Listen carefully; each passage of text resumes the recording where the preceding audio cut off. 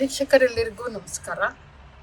March 8, 2024 ಮಹಿಳಾ ದಿನಾಚರಣೆ ಅಂಗವಾಗಿ ನಾವು ಹಲವಾರು ಕ್ಷೇತ್ರದಲ್ಲಿರುವ ಮಹಿಳೆಯರಿಗೆ ಕೆಲವು ಪ್ರಶ್ನೆಗಳನ್ನು ಕೇಳಿದೆವು. ಅದಕ್ಕೆ ಅವರುಗಳು ಕೊಟ್ಟ ಉತ್ತರಗಳನ್ನು ಈಗ ನೋಡೋಣ ಬನ್ನಿ. ವೀಕ್ಷಕರೇ ನಮಸ್ಕಾರ. ಇಂದು ಡಾಕ್ಟರ್ ಇಂದುಮತಿ ಭಾಸ್ಕರ್ ಅವರು ನಮ್ಮೊಂದಿಗಿದ್ದಾರೆ. ಅವರು ನಮ್ಮೆಲ್ಲರಿಗೂ ಪರಿಚಿತರು, ಆದರೆ ಅವರ ಪರಿಚಯದ ವಿವರಗಳನ್ನು ಅವರ ಮಾತುಗಳಲ್ಲೇ ಕೇಳಬೇಕೆಂದು ಬಯಸುತ್ತೇನೆ. ಡಾಕ್ಟರ್, ತಾವು? ನಮಸ್ಕಾರ, ನಾನು ಡಾಕ್ಟರ್ ಇಂದುಮತಿ ಅಂತ.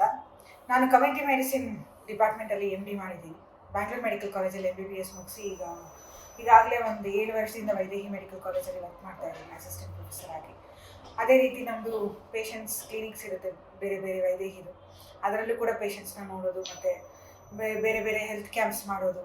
ಹಾಗೆ ಕಮ್ಯುನಿಟಿಗೆ ಹೋಗಿ, ಒಂದು ಸಮುದಾಯದಲ್ಲಿ ಬಡವರಿರುವಂತಹ ಜಾಗಕ್ಕೆ ಹೋಗಿ ಅವ್ರಿಗೆ ಹೆಲ್ತ್ ಕ್ಯಾಂಪ್ಸ್ ಮಾಡಿ, ಅಲ್ಲಿ ಯಾವುದಾದ್ರೂ ಕಾಯಿಲೆ ಇದ್ದರೆ ಅದನ್ನು ನೋಡಿ ಅಂತಹ ಒಂದು ಜನರನ್ನು ನಾವು ಆಯ್ಕೆ ಮಾಡಿ ನಮ್ಮ ಹಾಸ್ಪಿಟಲ್ ಕರ್ಕೊಂಡ್ಬಂದು ಉಚಿತವಾಗಿ ಟ್ರೀಟ್ಮೆಂಟ್ ಕೊಡೋದಾಗಲಿ, ಇಂಥದ್ರಲ್ಲಿ ನಾನು ಸ್ಪೆಷಲೈಸೇಷನ್ ಮಾಡಿದ್ದೀನಿ. ಸೊ ಈ ಒಂದು ಕೆಲಸ ನಮ್ಮ ಹಾಸ್ಪಿಟಲ್ ಕಡೆಯಿಂದ ಹಲವಾರು ಕಡೆ ನಡೀತಾನೆ ಇರುತ್ತೆ ನಿರಂತರವಾಗಿ. ಸೊ ಇದಕ್ಕೆ ಕೋಆಪರೇಷನ್ ಕೊಟ್ಟಿರುವಂತಹ ವೈದ್ಯ ಆಸ್ಪತ್ರೆಯಲ್ಲಿ ನಾನು ಕೆಲಸ ಮಾಡ್ತಾ ಇದ್ದೀನಿ. ಬಹಳ ಸಂತೋಷ ಡಾಕ್ಟರ್. ಬಹಳ ಅದ್ಭುತವಾದ ಕೆಲಸ ಮಾಡ್ತಾ ಇದ್ದೀರಾ. ಡೆಫಿನೆಟ್ ಆಗಿ ಈ ಕೆಲಸ ನಿಮಗೆ ಬಹಳ ತೃಪ್ತಿ ತಂದು ಕೊಟ್ಟಿದೆ ಅಂತ ಅನ್ಕೋತೀನಿ. ಹೌದು ಮೇಡಮ್. ಆ್ಯಕ್ಚುಲಿ ಹೇಳ್ಬೇಕಂದ್ರೆ ಡಾಕ್ಟರ್ಸ್ ಅಂದರೆ ಬರೀ ಪೇಷಂಟ್ಸ್ನ ನೋಡೋದು ಮಾತ್ರ ಅಲ್ಲ. ಡಾಕ್ಟರ್ಸ್ ಅಂದರೆ ನಾವು ಪೇಷಂಟ್ಸಲ್ಲಿರುವಂತಹ ಗುಣಲಕ್ಷಣಗಳನ್ನು ನಾವು ಕಾಯಿಲೆ ಬರೋಕ್ಕಿಂತ ಮುಂಚೆ ಕೂಡ ನಾವು ಗುರುತಿಸ್ಬೋದು. ಅಂತಹ ಒಂದು ಗುಣಲಕ್ಷಣಗಳನ್ನ ಗುರುತಿಸಿದ್ರೆ ಕಾಯಿಲೆ ಬರುವಂಥದ್ದನ್ನು ನಾವು ಪ್ರಿವೆಂಟ್ ಮಾಡ್ಬೋದು ಮುಂದೆ. ಅದನ್ನು ಅಲ್ಲಿಗೆ ಸ್ಟಾಪ್ ಮಾಡಿ, ಅಥವಾ ಇನ್ನೂ ಒಂದು ಕೆಲವು ವರ್ಷ, ಈಗ ಒಂದು ಉದಾಹರಣೆಗೆ ಶುಗರ್ ಕಾಯಿಲೆ ತೊಗೊಂಡ್ರೆ, ನಾವು ಮಧುಮೇಹ ಕಾಯಿಲೆ ತೊಗೊಂಡ್ರೆ, ಮಧುಮೇಹ ಬರೋದಕ್ಕಿಂತ ಮುಂಚೆ ಸ್ವಲ್ಪ ಸುಸ್ತಾಗೋದು ಅಥವಾ ಸ್ವಲ್ಪ ಜಾಸ್ತಿ ಯೂರಿನ್ ಪಾಸ್ ಮಾಡೋದು, ಆ ಥರ ಸಿಂಪ್ಟಮ್ಸ್ ಇರುವಾಗ ನಾವು ಮೊದಲೇ ಶುಗರ್ನ ಟೆಸ್ಟ್ ಮಾಡಿಕೊಂಡ್ರೆ ಅದು ಪ್ರೀ ಡಯಾಬಿಟಿಕ್ ಅಂತ ಕರಿತೀವಿ ನಾವು, ಬಾರ್ಡರ್ ಲೈನ್ ಡಯಾಬಿಟಿಸ್ ಅಂತ. ಆ ಒಂದು ಸ್ಟೇಜಲ್ಲೇ ನಾವು ನೋಡಿಕೊಂಡ್ರೆ, ಈ ಮಾಸ್ ಸ್ಟ್ರಾಟಜಿ ಏನಿರುತ್ತೆ, ಈ ರಿಸ್ಕ್ ಪಾಪ್ಯುಲೇಷನ್ನ ನಾವು ನೋಡಿ ಗುರುತಿಸಿದ್ರೆ ಆ ಬಾರ್ಡರ್ ಲೈನ್ ಡಯಾಬಿಟಿಸ್ ಇದ್ದಾಗ ನಾವು ಅದನ್ನು ತಡೆಗಟ್ಬೋದು, ಅಥವಾ ಇನ್ನೂ ಒಂದು 10 ವರ್ಷ ಮುಂದೆ ಹಾಕ್ಬೋದು. ಒಂದು 10 ವರ್ಷ ಡಯಾಬಿಟಿಸ್ ಪೇಷಂಟ್ಸ್ಗೆ ಲೈಫ್ ಸಿಗುತ್ತೆ ವಿತೌಟ್ ಡಯಾಬಿಟಿಸ್ ಅಂದರೆ ಅದು ಎಷ್ಟು ಅದೃಷ್ಟ ಅಲ್ವಾ. ಸೊ ಇಂತಹ ಒಂದು ಕೆಲಸ ನಾವು ಬೇರೆ ಬೇರೆ ಕಾಯಿಲೆ, BP ಇರ್ಬೋದು, ಅದಕ್ಕೆ ಪ್ರೀ ಹೈಪರ್ಟೆನ್ಷನ್ ಅಂತ ಕರಿತೀವಿ, ಅಥವಾ ಕ್ಯಾನ್ಸರ್ ಇರ್ಬೋದು. ಕ್ಯಾನ್ಸರ್ ಯಾರಿಗೆ ರಿಸ್ಕ್ ಫ್ಯಾಕ್ಟರ್ಸ್ ಇರುತ್ತೆ ಅಂಥವರಲ್ಲಿ ಮೊದಲೇ ಸ್ಕ್ರೀನಿಂಗ್ ಮಾಡಿ, ಅದು ಸ್ಟಾರ್ಟಿಂಗ್ ಸ್ಟೇಜಲ್ಲಿ ಇದ್ದಾಗಲೇ ನಾವು ತಪ್ಪಿಸುವಂತಹ ಕೆಲಸ. ಕ್ಯಾನ್ಸರ್ ಅಂತೂ ಮೊದಲೇ ಗೊತ್ತಾದ್ರೆ ತುಂಬಾ ಒಳ್ಳೇದು. ಅದು ಸ್ಟಾರ್ಟಿಂಗ್ ಸ್ಟೇಜಲ್ಲಿ ತುಂಬಾ ಚಿಕ್ಕದಾಗಿದ್ದಾಗ ಗೊತ್ತಾದ್ರೆ ಅಂತೂ ಅದು ಒಂದು ಲೈಫ್ ಸೇವ್ ಮಾಡ್ದಂಗೆ ಆಗುತ್ತೆ. ಸೊ ಇಂಥದನ್ನ ನಾವು ಕಂಡು ಹಿಡಿದು ಅವ್ರಿಗೆ, ಅಥವಾ ಸೈಲೆಂಟ್ ಹಾರ್ಟ್ ಅಟ್ಯಾಕ್ಸ್ ಆಗಿರುತ್ತೆ ಕೆಲವೊಬ್ಬರಿಗೆ ಗೊತ್ತಿರೋದಿಲ್ಲ ಅಂತ, ಅವ್ರಿಗೆ ಏನು ಸಿಂಪ್ಟಮ್ಸೇ ಇರೋದಿಲ್ಲ. ಸೊ ECG ಎಕೋ ಮಾಡಿದಾಗ, ಸ್ಕ್ರೀನಿಂಗ್ ECG ಎಕೋ ಮಾಡಿದಾಗ ಅವ್ರಿಗೆ ಸೈಲೆಂಟ್ ಹಾರ್ಟ್ ಅಟ್ಯಾಕ್ ಆಗಿದೆ ಅಂತ ನಮ್ಗೆ ಗೊತ್ತಾದಾಗ ಆ ಒಂದು ಬ್ಲಾಕ್ನ ನಾವು ರಿಮೂವ್ ಮಾಡಿದ್ರೆ ಅದು it is A life saving ಇದು. ಸೊ ಈ ರೀತಿ ಮಾಡಿದಾಗ ಬಹಳ ಬಹಳ ತೃಪ್ತಿ ಸಿಗುತ್ತೆ. Prevention is better than cure ಅಂತ ಎನಿ ಡೇ ಬೆಟರ್. ಹೌದು, ಅದು ಒಂದು ವ್ಯಕ್ತಿನ ನಾವು ಕಾಪಾಡಿದೀವಿ ಅಂದ್ರೆ ಒಂದು ಫ್ಯಾಮಿಲಿ, ಕುಟುಂಬನ ಕಾಪಾಡ್ದಂಗಲ್ವಾ. ಸೊ ಆ ರೀತಿ ನೋಡಕ್ ಹೋದ್ರೆ ಬರೀ ಪೇಷಂಟ್ಸ್ ಅಲ್ಲಿ ಕಾಯಿಲೆ ಟ್ರೀಟ್ ಮಾಡೋದು ಒಂದಾದ್ರೆ, ಈ ಪ್ರಿವೆಂಟ್ ಮಾಡೋದು ಇನ್ನೊಂದು ಅಂತ ಬಹಳ ತೃಪ್ತಿ ಸಿಗುತ್ತೆ. ನೀವು ಬರೀ ವೈದ್ಯಕೀಯ ಕ್ಷೇತ್ರದಲ್ಲಿ ಅಷ್ಟೇ ಅಲ್ಲ, ಸಾಮಾಜಿಕವಾಗಿಯೂ ಬಹಳ ಕೆಲಸ ಮಾಡಿದ್ದೀರಾ, ಸಂಘಟನೆಗಳನ್ನ ಮಾಡಿದ್ದೀರಾ. ಅದ್ರ ಬಗ್ಗೆ ಒಂದು ಸ್ವಲ್ಪ ಹೇಳ್ತೀರಾ? ಸಂಘಟನೆಗಳಂದ್ರೆ ಸ್ಪೆಸಿಫಿಕ್ ಆಗಿ ಈಗ ಮಹಿಳಾ ದಿನಾಚರಣೆ ಆಯಿತು.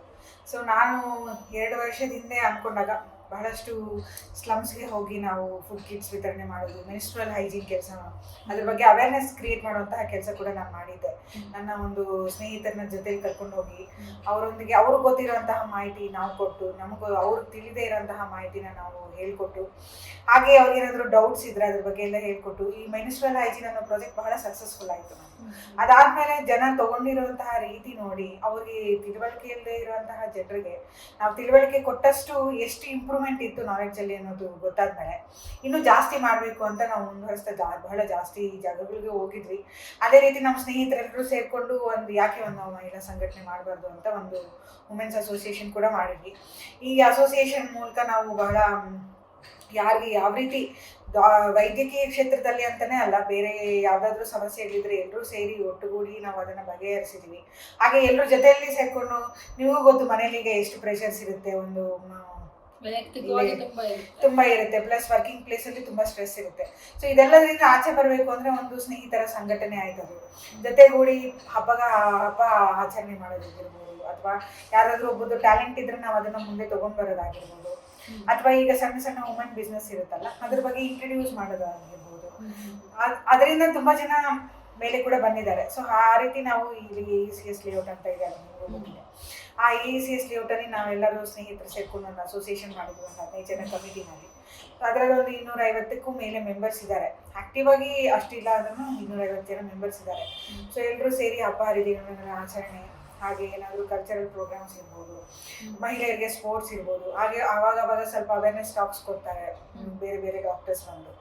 ಅದ್ರ ಜೊತೆಗೆ ಯಾರಿಗಾದ್ರೂ ಸಮಸ್ಯೆ ಇದ್ರೆ ಕೂಡ ನಮ್ಮಲ್ಲಿ ಹೇಳ್ಕೊಳ್ತಾರೆ. ನಮ್ಮ ಕೈಲಾದಷ್ಟು ಮಟ್ಟಿಗೆ ನಾವು ಕೂಡ ಅದನ್ನ ಬಗೆಹರಿಸಿದ್ದೀವಿ. ಸೊ ಬಹಳ ಒಳ್ಳೆ ಉತ್ತಮ ಕೆಲಸ ಮಾಡ್ತಾ ಇದ್ದೀರಾ ಡಾಕ್ಟರ್. ಈಗ ಇಷ್ಟೆಲ್ಲ ಮಾಡ್ಕೊಂಡು ಮುಂದುವರಿತಾ ಇದ್ದೀರಾ, ತಮ್ಮ ಗುರಿ ಏನು ಲೈಫಲ್ಲಿ? What are your aspirations?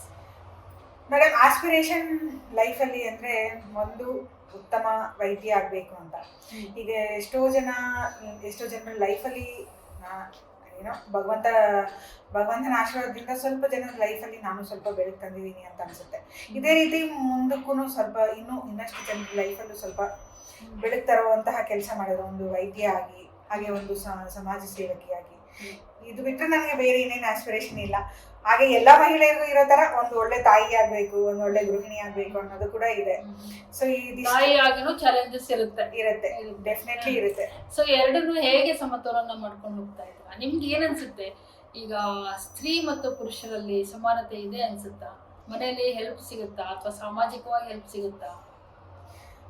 Madam, ನನ್ನ ಮಟ್ಟಕ್ಕೆ ಹೇಳ್ತೀನಿ, ಆಮೇಲೆ ಸಮಾಜದ ಬಗ್ಗೆ ಹೇಳ್ತೀನಿ. ನನ್ನ ಮಟ್ಟಕ್ಕೆ ಬರೋದಾದ್ರೆ, ಇವತ್ತು ನಾನು ಇಲ್ಲಿ ಕೂತ್ಕೊಂಡು ನಿಮ್ಮ ಹತ್ರ ಮಾತಾಡ್ತಿದ್ದೀನಿ, ಒಂದು 5 ತಿಂಗಳ ಮಗುನ ಬಿಟ್ಟು ಮನೆಯಲ್ಲಿ ಅಂದ್ರೆ ಅದು ಡೆಫಿನೆಟ್ಲಿ ನನ್ನ ಫ್ಯಾಮಿಲಿ ಸಪೋರ್ಟ್ ಇಂದಾನೆ.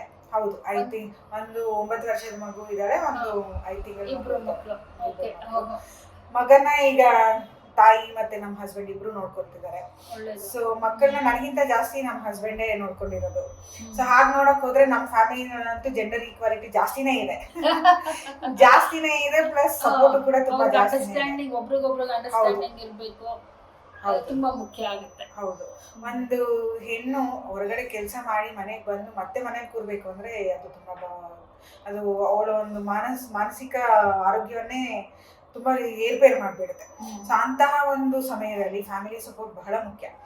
ಸೊ ಫ್ಯಾಮಿಲಿ ಸಪೋರ್ಟ್ ಇದ್ದು ಒಂದು ಹೆಣ್ಣು ಆಚೆ ಹೋಗಿ ದುಡ್ಕೊಂಡು ಬಂದು ತನ್ನ ಕುಟುಂಬನ ಪೋಷಿಸ್ಬೇಕು ಅಂತಾನೆ ಏನಿಲ್ಲ, ಅದು ಅವಳ ಒಂದು ಸ್ಯಾಟಿಸ್ಫ್ಯಾಕ್ಷನ್ಗೆ ಅವಳು ಆಚೆ ಹೋಗಿ ಕೆಲಸ ಮಾಡ್ಬೇಕು. ಬಟ್ ಕೆಲವು ಕುಟುಂಬಗಳಲ್ಲಿ ಹಾಗಿರುತ್ತೆ. ಕೆಲವೊಂದು ಕುಟುಂಬದಲ್ಲಿ ಪೋಷಣೆ ಮಾಡ್ಬೇಕಾಗುತ್ತೆ, ಫಿನಾನ್ಷಿಯಲ್ ಸಪೋರ್ಟ್ ಕೊಡ್ಲೇಬೇಕಾಗುತ್ತೆ. ಅದು ಎಂಟೈರ್ಲಿ ಫ್ಯಾಮಿಲಿ ಅವಳ ಮೇಲೆನೆ ಡಿಪೆಂಡ್ ಆಗಿರುತ್ತೆ. ಅವಾಗಲೂ ಕೂಡ ಫ್ಯಾಮಿಲಿ ಸಪೋರ್ಟ್ ಬಹಳ ಮುಖ್ಯ. ಮತ್ತೆ ತನ್ನ ಒಂದು ತೃಪ್ತಿಗೆ ತಾನು ಓದಿರುವಂತಹ ಕ್ವಾಲಿಫಿಕೇಶನ್ ನ್ಯಾಯ ಮಾಡ್ಬೇಕು ಅಂತ ಹೋಗೋ ಟೈಮಲ್ಲೂ ಕೂಡ ಇನ್ನೂ ಬೇಕು. ಅಂತಹ ಮಹಿಳೆಗೆ ಮನೆಯಲ್ಲಿ ಕೂತ್ಕೊಂಡು ಮಕ್ಕಳನ್ನ ನೋಡ್ಕೊಳ್ಳೋದು, ಬರೀ ಮಕ್ಕಳನ್ನ ನೋಡ್ಕೊಳ್ಳೋದು, ಬರೀ ಮನೆ ನೋಡ್ಕೊಳ್ಳೋದು ಅಂದ್ರೆ ಬಹಳ ಸ್ಟ್ರೆಸ್ ಆಗ್ಬಿಡುತ್ತೆ. ಯಾಕಂದ್ರೆ ಈ ಲೈಫ್ ಅವಳು ಯೂಸ್ ಆಗ್ಬಿಟ್ಟಿರ್ತಾಳೆ. ಸೊ ಅಂತಹ ಒಂದು ಪರಿಸ್ಥಿತಿ ನನಗೆ ಬಂದಾಗ್ಲೂ ಕೂಡ ನಮ್ಮ ಮನೆಯಲ್ಲಿ ಬಹಳ ಸಪೋರ್ಟ್ ಮಾಡಿದ್ದಾರೆ ನನಗೆ. ನಾನು ಪೀಸ್ಫುಲ್ ಆಗಿ ನನ್ನ ಮಕ್ಕಳನ್ನ ಸಾಕೊಂಡು ಇಷ್ಟು ದಿನ 6 ತಿಂಗಳಾಯ್ತು ಆಲ್ಮೋಸ್ಟ್ ಲೀವ್ ತಗೊಂಡು ಮನೇಲಿ ನೆಮ್ಮದಿಯಾಗಿರ್ಬೇಕು ಅಂದ್ರೆ ಅದಕ್ಕೆ ಕಾರಣ ಫ್ಯಾಮಿಲಿ ಸಪೋರ್ಟೇ. ನನಗೆ ಬೇಕಾದಾಗ ನಾನು ಹೊರಗಡೆ ಬಂದು ನಮ್ಮ ಸ್ನೇಹಿತರನ್ನ ಮೀಟ್ ಮಾಡಬೇಕು ಅಂದಾಗಲೂ ಕೂಡ ಅವರು ಸಪೋರ್ಟ್ ಮಾಡಿ ಕಲಿಸ್ಕೊಡ್ತಾರೆ. ಅದೇ ನಾವು ಕಮ್ಯುನಿಟಿಗೆ ಅಪ್ಲೈ ಮಾಡೋದಾದ್ರೆ ನಾವು ನೋಡ್ತಿದೀವಲ್ಲ ಮೇಡಮ್, ಈಗ ಹಲವಾರು ಕ್ಷೇತ್ರಗಳಲ್ಲಿ ಮಹಿಳೆಯರೇ ಮುಂದಿದ್ದಾರೆ. ಕಾಲೇಜಸ್ ಅಲ್ಲೂ ಕೂಡ ಆಲ್ಮೋಸ್ಟ್ ಅದು 60:40 ರೇಷಿಯೋ ಆಗ್ಬಿಟ್ಟಿದೆ, ಬಾಯ್ಸ್ ಗರ್ಲ್ಸ್ ರೇಷಿಯೋ. ಸೊ ಜಾಸ್ತಿ ಮಹಿಳೆಯರೇ ವಿದ್ಯಾ ಕ್ಷೇತ್ರದಲ್ಲಾಗಿರ್ಬೋದು, ರಾಜಕೀಯ ಕ್ಷೇತ್ರದಲ್ಲಾಗಿರ್ಬೋದು ತುಂಬಾ ಕಡೆ ಮುಂದೆ ಇದ್ದಾರೆ.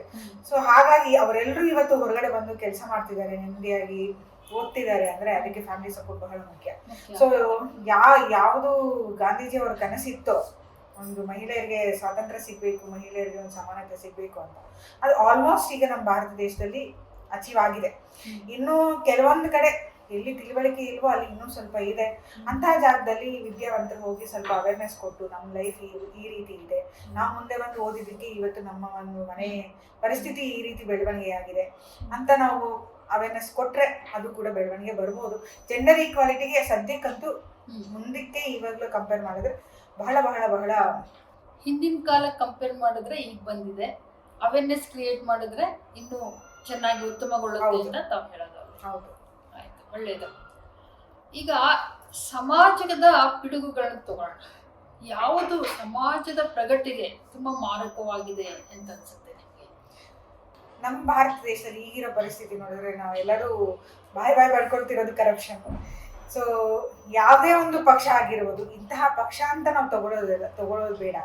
ಯಾವುದೇ ಒಂದು ಪಕ್ಷ ಸರ್ಕಾರವನ್ನು ನಡೆಸಿದ್ರು ಕೂಡ ಕರಪ್ಷನ್ ಇಲ್ಲದೆ ಇರುವಂತಹ ಒಂದು ಗೌರ್ಮೆಂಟ್ನ ನಡೆಸಿದ್ರೆ, ನಿಜಕ್ಕೂ ಜನರ ದುಡ್ಡನ್ನ ಜನರಿಗೆ ಬಳಸಿದ್ರೆ, ನಿಜಕ್ಕೂ ಅವರ ಸ್ಥಾನಕ್ಕೆ ಅವ್ರು ನ್ಯಾಯ ಮಾಡಿ ಸ್ವಲ್ಪ ಕೆಲಸ ಮಾಡಿದ್ರೆ ನಮ್ಮ ಸಮಾಜದಲ್ಲಿ ಬೆಳವಣಿಗೆ ಅಂತೂ ಬಹಳಷ್ಟು ಭಾರತ ದೇಶನೇ ಸ್ವರ್ಗ ತರ ಆಗ್ಬಿಡುತ್ತೆ. ಹೌದು, ಅದು ಒಂದು. ಇನ್ನೊಂದು, ಈಗ ನಾವು ನೋಡ್ತಿರುವಂತಹ ಪರಿಸ್ಥಿತಿ ಏನಂದ್ರೆ, ಸ್ವಲ್ಪ ಎಲ್ಲೋ ಒಂದು ಕಡೆ ಸಮಾಜದಲ್ಲಿ ಬ್ಯಾಡ್ ಹ್ಯಾಬಿಟ್ಸ್ ಜಾಸ್ತಿ ಆಗ್ತಾ ಇದೆ.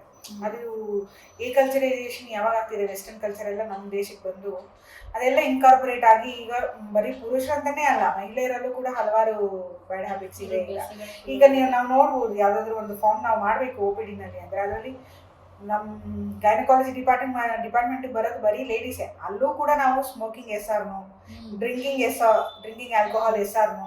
ಸೊ ಈ ರೀತಿ ನಾವು ಕಾಲಮ್ಸ್ ಫಿಲ್ ಮಾಡ್ಬೇಕಾಗಿ ಬರ್ತಾ ಇದೆ ಈಗ ಒಂದು ಇತ್ತೀಚೆಗೆ ಒಂದಷ್ಟು ವರ್ಷದಿಂದ. ತಕ್ಕಂಗೆ ಈಗಿಂದು ಸಿನಿಮಾ ಮಾಧ್ಯಮ ನೋಡಿದ್ರೆ ಪ್ರತಿಯೊಂದು ಸಿನಿಮಾದಲ್ಲೂ ನಾನು ಒಂದು ಪಿಕ್ಚರ್ ನೋಡಿದೆ, ಪ್ರತಿಯೊಂದು ಸೀನಲ್ಲೂ ಕುಡಿತನ ತೋರಿಸಿದ್ದಾರೆ.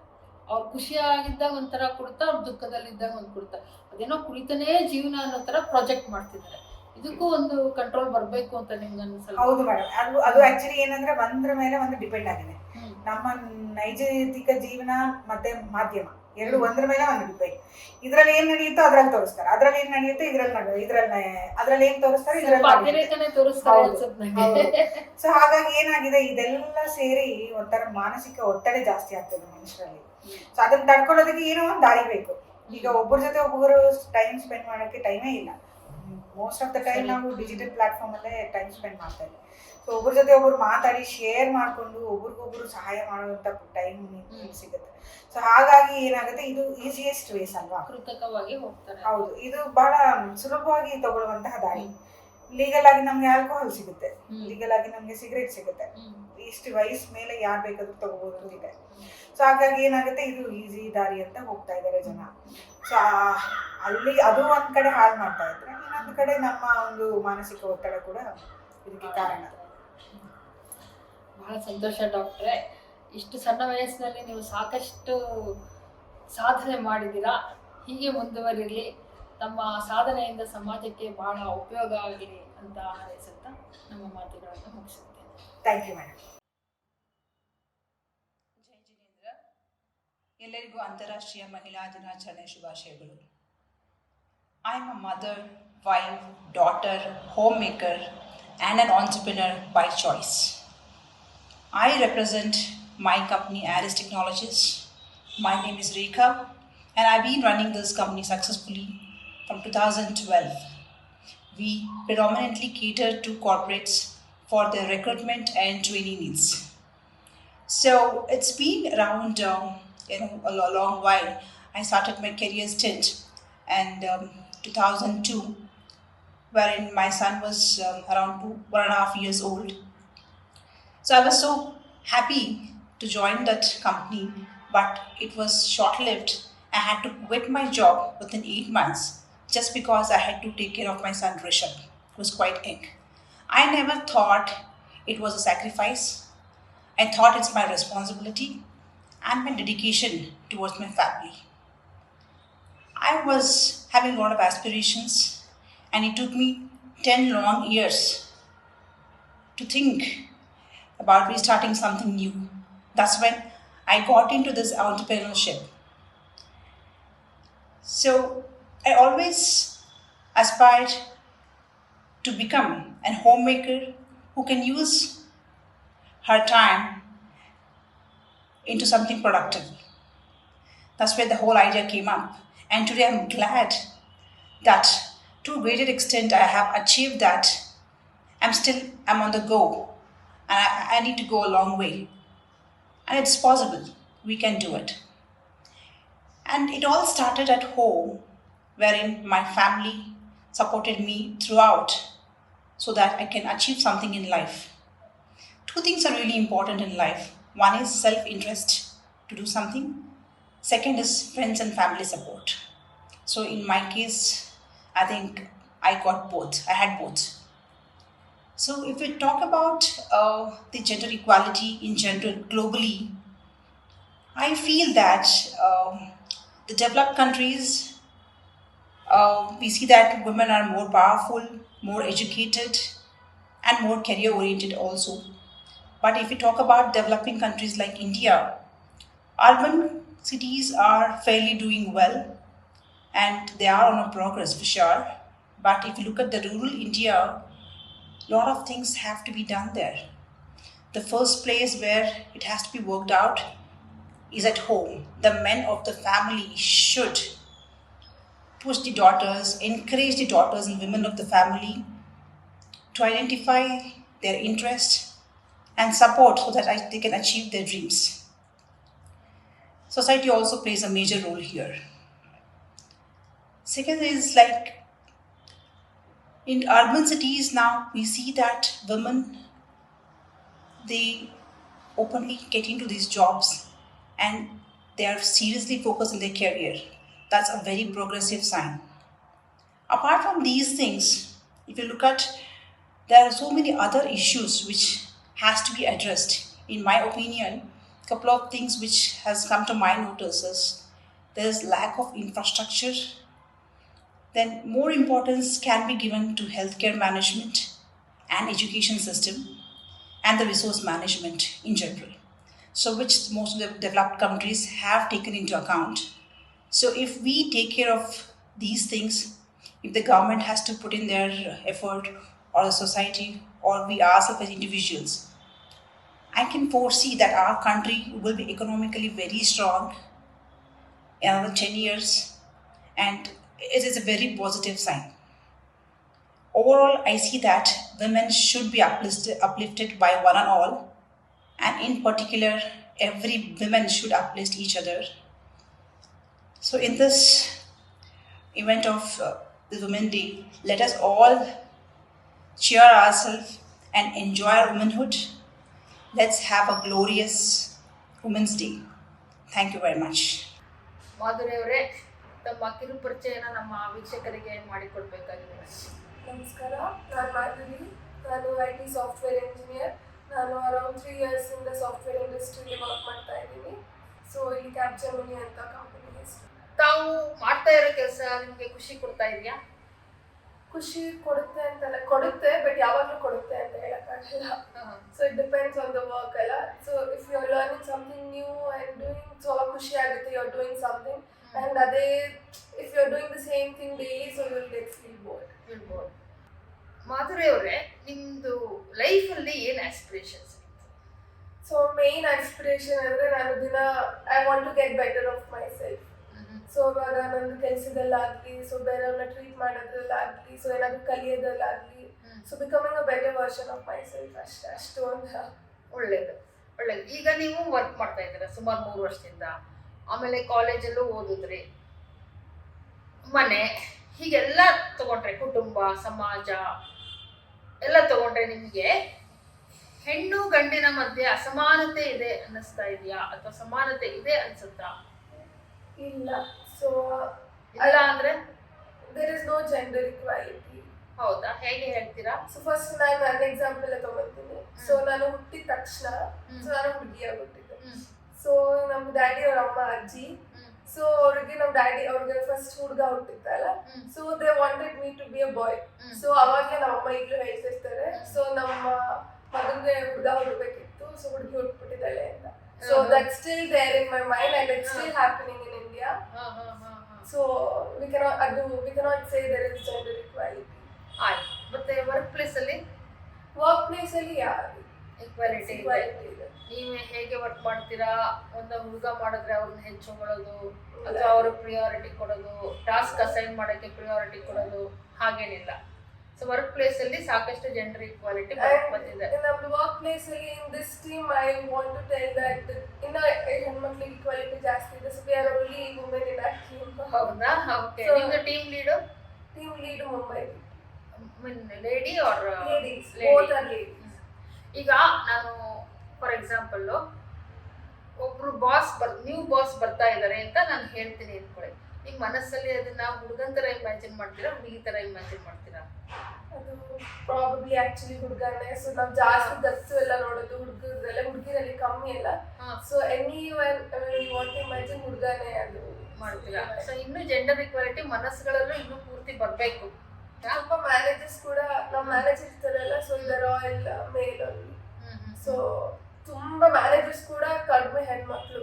ಸೊ ಹೆಣ್ಮಕ್ಳು ಗಂಡ್ಮಕ್ಳೇ ಜಾಸ್ತಿ. ಸೊ ನೀವು ಬಾಸ್ ಅಂದ ತಕ್ಷಣ ನಮ್ಗೆ ಗಂಡ್ಮಕ್ಳೇ. ಹೈಯೆಸ್ಟ್ ಅಂತಂದ್ರೆ ನಿಮ್ ಕಂಪ್ನಿಲಿ ಯಾರಿದ್ದಾರೆ? ಬಟ್ ಈಗ ಸಿಇಒ ಸಹ ಲೇಡೀಸ್ ಇದ್ದಾರೆ, ಇಲ್ಲ, ನಮ್ಮ ಕಂಪನಿ ಸಾಕಷ್ಟು ಮ್ಯಾನೇಜರ್ಸ್ ಎಲ್ಲ ಇನ್ನೂ ಗಂಡಸರೇ ಇದ್ದಾರೆ, ಡೈರೆಕ್ಟರ್ ಸಿಇಒ ಎಲ್ಲ ಗಂಡ್ಮಕ್ಳು. ಗಂಡ್ ಮಕ್ಳೇ ಇದ್ದಾರೆ. ಓಕೆ. ಅದು ಬಟ್ ನಿಮ್ಗೆ ಅನ್ಸೋದು ಅಸಮಾನತೆನ ಇರಕ್ಕೆ ನಾವು ಕಾರಣನ, ಸಮಾಜ ಕಾರಣನ? ನಾವು ಕಾರಣ, ಸಮಾಜ ಯಾರ ಮೇಲೂ ಹೇಳಕ್ಕಾಗಲ್ಲ. ಫಸ್ಟ್ ನಮ್ಮನ್ನು ನಾವು ಹೇಳ್ಕೊಬೇಕು. ನಾವು ಆತ್ಮವಿಶ್ವಾಸದಿಂದ ಮುನ್ನಡೆಯಕ್ಕೆ ಹೋದ್ರೆ ಯಾರು ತಡೆಯಕ್ಕಾಗತ್ತೋ. ಇಂದಿನ ಸಮಾಜದ ಪ್ರಗತಿಗೆ ಮೊದಲು ಭಾರತದ ಪ್ರಗತಿ, ಭಾರತೀಯ ಸಮಾಜದ ಪ್ರಗತಿ ಅನ್ಕೋಣ. ನಮ್ಮ ದೇಶದಲ್ಲಿ ಕೆಲವು ಪಿಡುಗುಗಳಿವೆ. ಸೊ ಆಕ್ಚುಲಿ ಇದೆಲ್ಲ ನೀವು ಹೇಳಿದ್ದು ತುಂಬಾ ಅಡ್ಡ ಆಗ್ತಾ ಇದೆ ನಮ್ಮ ದೇಶ ಬೆಳೆಯೋದಕ್ಕೆ. ಸೊ ಅದರಲ್ಲಿ ಒಂದು 2 ಪಾಯಿಂಟ್ ನಾನು ಹೇಳಕ್ ಇಷ್ಟಪಡ್ತೀನಿ. ಸೊ ನಾನು ಮಕ್ಳು ಇವಾಗ ಚಿಕ್ಕ ಮಕ್ಳಿಗೂ ಫೋನ್ ಬೇಕು. ಸೊ ಇವಾಗ ಮಕ್ಳಿಗೆ ಅಪ್ಪ ಅಮ್ಮಂದಿರು ನೋಡ್ಕೊಳಕ್ ಆಗಲ್ಲ ಅಂತ ಫೋನ್ ಕೊಟ್ಬಿಟ್ಟು ಊಟ ಮಾಡಿಸ್ತಾರೆ. ಸರಿ, ಅದು ಚಿಕ್ಕ ಮಕ್ಳಿಗಾಯ್ತು. ದೊಡ್ಡ ಮಕ್ಳು ಬೆಳೀತಾ ಬೆಳೀತಾ ನನಗೆ ಹೋಮ್ವರ್ಕ್ಗೆ ಇದು ಬೇಕು, ಫೋನ್ ಬೇಕು, ಇಲ್ಲ ಹೋಮ್ವರ್ಕ್ ಮಾಡೋಕ್ಕಾಗಲ್ಲ ಅಂತಾರೆ. ಆ್ಯಂಡ್ ರೀಸೆಂಟ್ಲಿ ಇವಾಗ ತುಂಬ ನಿಮ್ಮದು ಒಂದು ವಿಡಿಯೋ ನೋಡಿದೆ. ಸೊ ಲೈಕ್ ಚಿಕ್ಕ ಮಕ್ಕಳು, ಸೊ ಅವ್ರಿಗೆ ಗೊತ್ತಾಗಲ್ಲ ಸೋಷಿಯಲ್ ಮೀಡಿಯಾ ಹೆಂಗೆ ಯೂಸ್ ಮಾಡೋದು, ಗಂಡು ಮಕ್ಳ ಜೊತೆ ಮಾತಾಡೋದು. So there nude pics are being shown. So this is very harmful. ಅವ್ರಿಗೆ ಹೆಂಗೆ ಏನು ಮಾಡಬೇಕು ಅಂತ ಬುದ್ಧಿ ಇಲ್ಲ. ಸೊ ಫೋನ್ ಬಳಕೆ ತುಂಬ ಇಂಪಾರ್ಟೆಂಟ್ ಆಗುತ್ತೆ. ಇನ್ನೊಂದು ವಿಷಯ, ಸಾಮಾಜಿಕ ಪ್ರಜ್ಞೆ ತುಂಬ ಕಡಿಮೆ ಆಗ್ತಾ ಇದೆ. ಸ್ಕೂಲಲ್ಲಿ ಹೇಳ್ಕೊಟ್ಟಿರ್ತಾರೆ ಇಲ್ಲ. ಸೊ ಹೆಂಗೆ ಅದು ಈ ಕಿವಿಲಿ ಕೇಳಿಸ್ಕೊಂಡು ಈ ಕಿವಿಲಿ ಬಿಟ್ಬಿಡೋದು. ಸ್ಕೂಲಲ್ಲಿ ಎಷ್ಟು ಪ್ರಾಮುಖ್ಯತೆ ಕೊಡ್ತಾರೆ? ಸ್ಕೂಲಲ್ಲಿ ತುಂಬಾ ಒಳ್ಳೊಳ್ಳೆ ಸ್ಕೂಲಲ್ಲಿ ತುಂಬಾ ಚೆನ್ನಾಗಿ ಪ್ರಾಮುಖ್ಯತೆ ಕೊಡ್ತಾರೆ. ನಾನು ಇದ್ದಾಗ ತುಂಬಾ ಚೆನ್ನಾಗಿರ್ತಾರೆ ಮಕ್ಕಳು. ಸೊ ಲೈಕ್ ಈ ಸೆನ್ಸ್ ಅಲ್ಲಿ ಇವಾಗ ಗೌರವ ಕೊಡೋದಾಗ್ಲಿ, ಟ್ರಾಫಿಕ್ ಆಗ್ಲಿ, ಕ್ಲೀನ್ ಆಗಿ ಇಟ್ಕೊಳೋದಾಗ್ಲಿ, ಮನೆ ಬಂದ್ ಎಸಿ ಎಲ್ಲ ನೀಟಾಗೆಲ್ಲ ಹೇಳ್ಕೊಟ್ಟಿರ್ತಾರೆ. ಸೊ ಆಮೇಲೆ ಕಿರ್ಚೋದಾಗ್ಲಿ, ಲೈಕ್ ನೀವು ಒಂದೇ ಲ್ಯಾಂಗ್ವೇಜ್ ಅಲ್ಲಿ ಮಾತಾಡ್ಬೇಕು.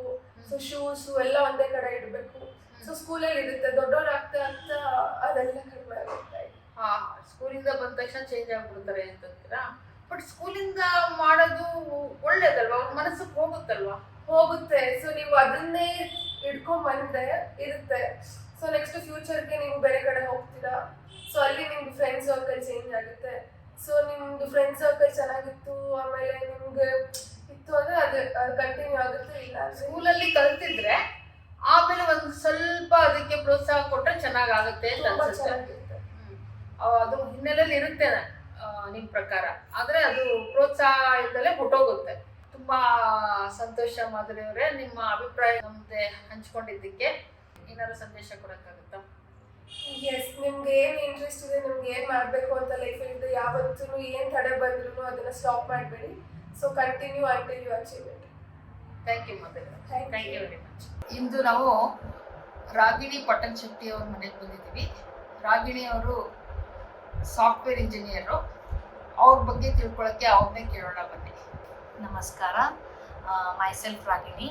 I am 41 years old. I was working as a software developer in an IT firm between 2007 to 2013. Now I am a proud mother of 2 daughters. I happily quit my job to look after my daughters. So you don't regret that you left the job? No. Okay. Then what do you do now? How old are your daughters? Are they in school? My elder daughter is of 13 years old and younger one is 4 years old. Okay. She's in nursery. So mother care ಬೇಕು ಅವಳಿಗೆ ಇವಾಗ. So mother ಎಷ್ಟೊತ್ತಿಂದ ಎಷ್ಟೊತ್ತಿಗೆ ಹೋಗ್ತಾರೆ? ಚಿಕ್ಕವಳು ದೊಡ್ಡವಳು 7:30 to 3:34. ಚಿಕ್ಕವಳು 10 to 2 ತನಕ ಹೋಗ್ತಾನೆ. So what do you do yourself? other than looking after Yeah, looking after house? I myself get involved in some of the social works. ನಾನು ಕೆಲವೊಂದು ಮಹಿಳಾ ಸಂಘಗಳನ್ನು ಜಾಯ್ನ್ ಆಗಿದ್ದೀನಿ. ನಾನು ಬಿಡುವಿನ ಸಮಯದಲ್ಲಿ ಅಲ್ಲಿ ಹೋಗ್ಬಿಟ್ಟು ನನ್ನ ಕೈಲಾದಷ್ಟು ಎಲ್ಲ ಸಹಾಯ ಮಾಡ್ತೀನಿ. ಸಹಾಯ ಅಂದ್ರೆ ಸಹಾಯ ಅಂದರೆ ಅಲ್ಲಿ ನಾವು ದೇಶದ ಬಗ್ಗೆ ಚಿಂತನೆಯನ್ನು ಮಾಡ್ತಾ ಇರ್ತೀವಿ. ಅವಾಗ ಏನೇನು ಕರೆಂಟ್ ಅಫೇರ್ಸ್ ಏನೇನು ನಡೀತಾ ಇದೆ, ಮಹಿಳೆಯರದ್ದು ಏನೇನಿದೆ ಅದನ್ನೆಲ್ಲ ಚಿಂತನೆಯನ್ನು.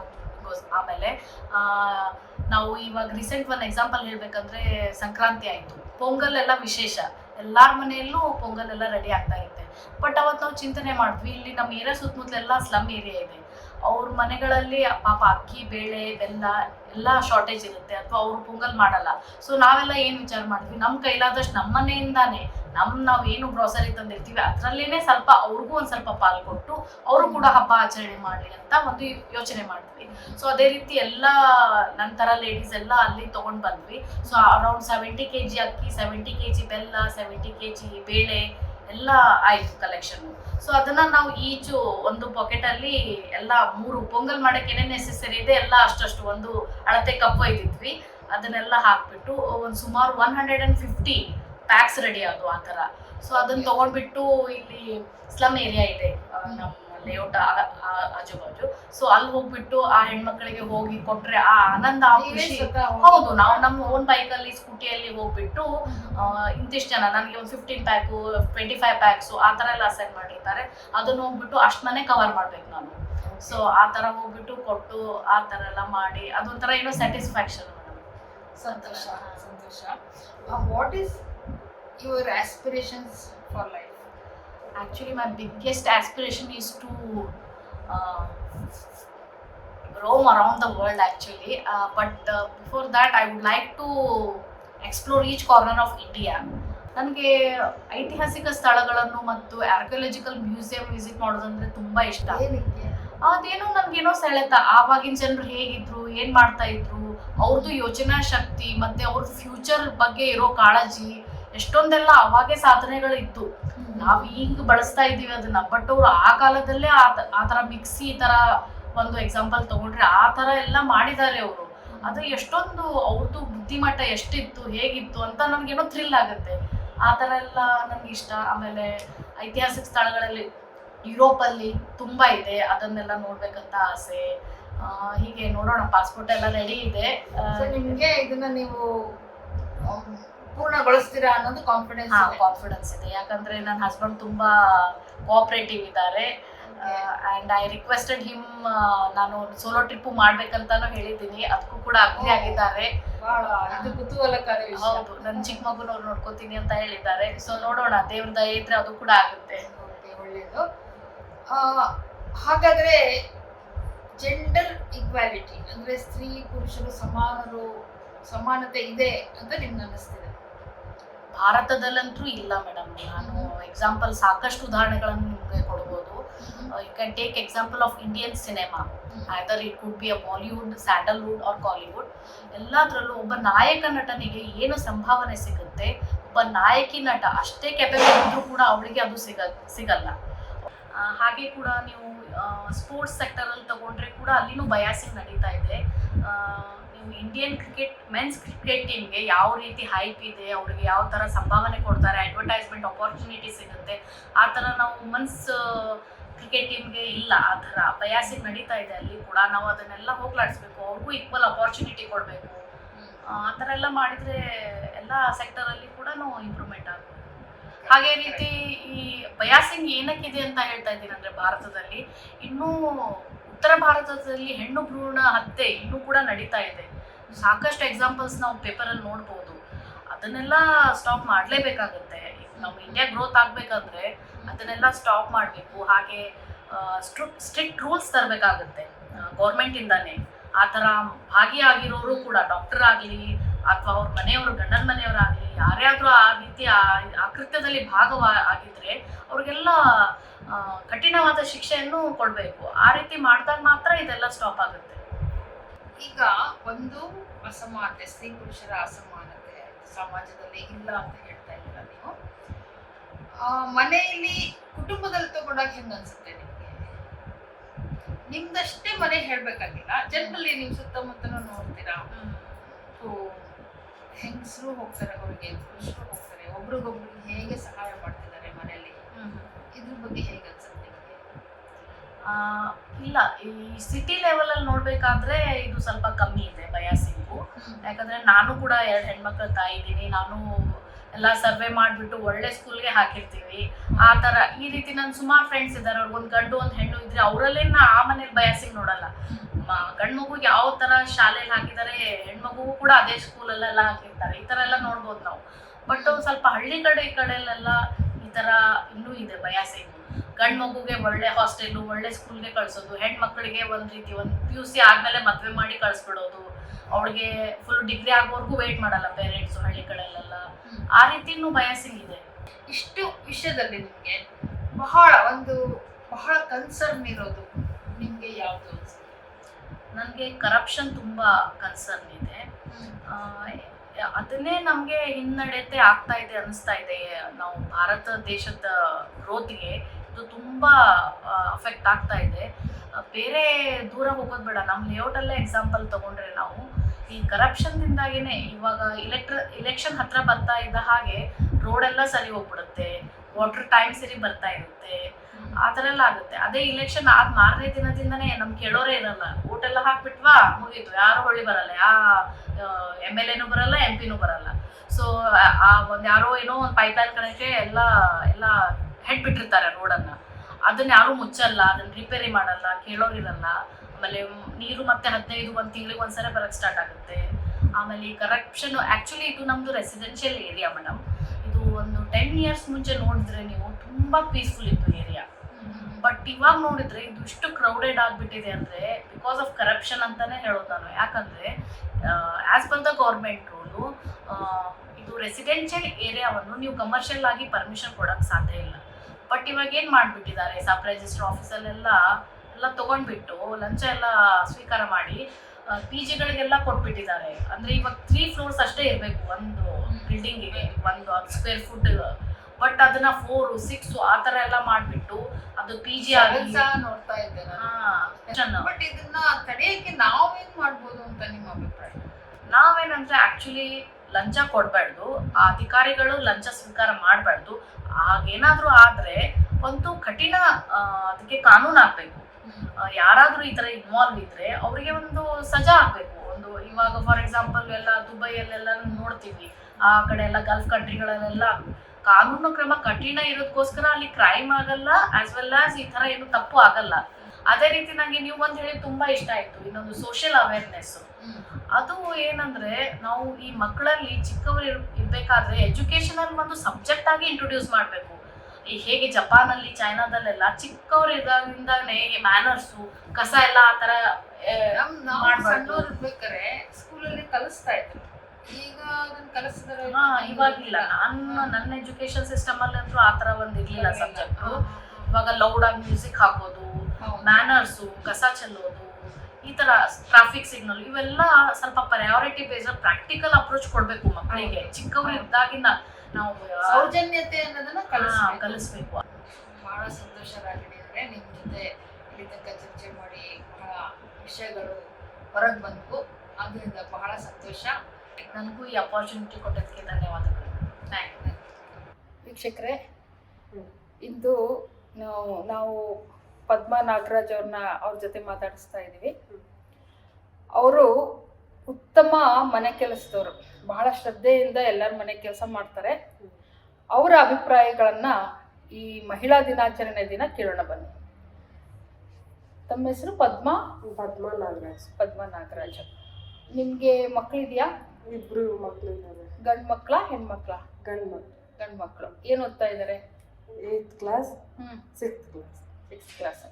ನೀವು ಸುಮಾರು ಎಷ್ಟೊತ್ತರಿಂದ ಎಷ್ಟೊತ್ತು ತನಕ ಕೆಲಸ ಮಾಡ್ತೀರಾ? ನಾವು 7:30 ಇಂದ ನೈಟ್ 7:30. ಬೆಳಗ್ಗೆ 7:30 ಇಂದ ನೈಟ್ 7:30 ತನಕ ಮಾಡ್ತೀರಾ? ಮನೆ ಕೆಲಸನೇ ಮಾಡ್ತೀವಿ. ಆಯ್ತು. ನೀವು ಮನೆ ಕೆಲಸ ಮಾಡ್ಬೇಕಾರೆ ನಿಮ್ಮ ಮಕ್ಳನ್ನ ಯಾರು ನೋಡ್ಕೋತಾರೆ? ನಮ್ಮ ಮಕ್ಕಳು ನಮ್ಮ ಹತ್ರ ಇಲ್ಲ, ನಮ್ಮ ಊರಲ್ಲೇ ಇದ್ದಾರೆ. ಅಪ್ಪ, ನಮ್ಮ ಅತ್ತೆ, ನಮ್ಮ ಮಾಮ ಹತ್ರ ಇದ್ದಾರೆ. ಅಂದ್ರೆ ನಿಮ್ಮ ಹಸ್ಬೆಂಡ್ ತಂದೆ ತಾಯಿ? ತಾಯಿ ಅವ್ರ ಹತ್ರ ಇದ್ದಾರೆ. ಹಿಂದೂಪುರದ ಹತ್ರ ಇದಾರೆ. ಎಷ್ಟು ದಿನಕ್ಕೊಂದ್ಸತಿ ಹೋಗಿ ಬರ್ತೀರಾ? ನಾವು 3 ತಿಂಗಳಿಗೆ ಒಂದ್ಸಲ ತಿಂಗಳಿಗೊಂದ್ಸತಿ ಏನಾದ್ರು ಹೋಗಿ ಪ್ರಾಬ್ಲಮ್ ಇದ್ರೆ ಹೋಗ್ತೀವಿ ಬರ್ತೀವಿ. ಹಾ. ಓಕೆ. ಯಾವಾಗಿಂದ ಮೊದಲಿಂದನೂ ಊರಲ್ಲೇ ಬಿಟ್ಟಿದ್ದೀರಾ? ಮೊದಲಿಂದ ಊರಲ್ಲಿ ಊರಲ್ಲೇ 4 ವರ್ಷ ಆಯ್ತು ಬಿಟ್ಟು ಬರೋದು. ಬಿಟ್ಟು ಬರ್ತಾ ಇದ್ದೀರಾ? ಏನ್ ತೊಂದ್ರೆ ಏನಾಗಿಲ್ಲ? ತೊಂದರೆ ಏನಾಗಿಲ್ಲ. ನಾವು ಆಯ್ತು. ಇಲ್ಲಿ ಕೆಲಸ ಮಾಡ್ಕೊಂಡು ಅಲ್ಲಿ ಇಲ್ಲಿ ಎಲ್ಲ ನೋಡ್ಕೊಂತಾ ಇದೀವಿ. ನಮ್ಮ ಹಸ್ಬೆಂಡ್ ಕೆಲ್ಸಕ್ಕೆ ಹೋಗ್ತಾನೆ, ನಾನು ಹೋಗ್ತಾ ಇದ್ದೀನಿ. ಹೋಗ್ತಾ ಇದ್ದೀರಾ? ಈಗ ಮಹಿಳಾ ದಿನಾಚರಣೆ ದಿನ ಒಂದು ಪ್ರಶ್ನೆ ಬರುತ್ತೆ, ಗಂಡಸ್ರಿಗೂ ಹೆಂಗಸ್ರಿಗೂ ಸಮಾನತೆ ಇದೆಯಾ? ಅಂದ್ರೆ ಇಬ್ರು ಸೇಮಾ ಸೇಮ್ ಇರ್ಬೇಕಲ್ಲ ಮೇಡಮ್? ಇರ್ಬೇಕು ಅನ್ನೋದು ಪ್ರಶ್ನೆ. ಬಟ್ ಇದಾರಾ? ನಾವಿದ್ದೀವಿ ಮೇಡಮ್. ಒಳ್ಳೆ, ಬಹಳ ಒಳ್ಳೇದು. ಯಾವ ರೀತಿ ಇದೀರಾ? ಏನನ್ನ ಕಷ್ಟ ಏನ್ ಕೆಲಸ ಮಾಡೋದೆಲ್ಲ ಅಡ್ಜಸ್ಟ್ ಆಗ್ತೀವಿ. ನಾವು ಚೆನ್ನಾಗ ಕೆಲಸ ಮಾಡ್ಕೊಂತೀವಿ.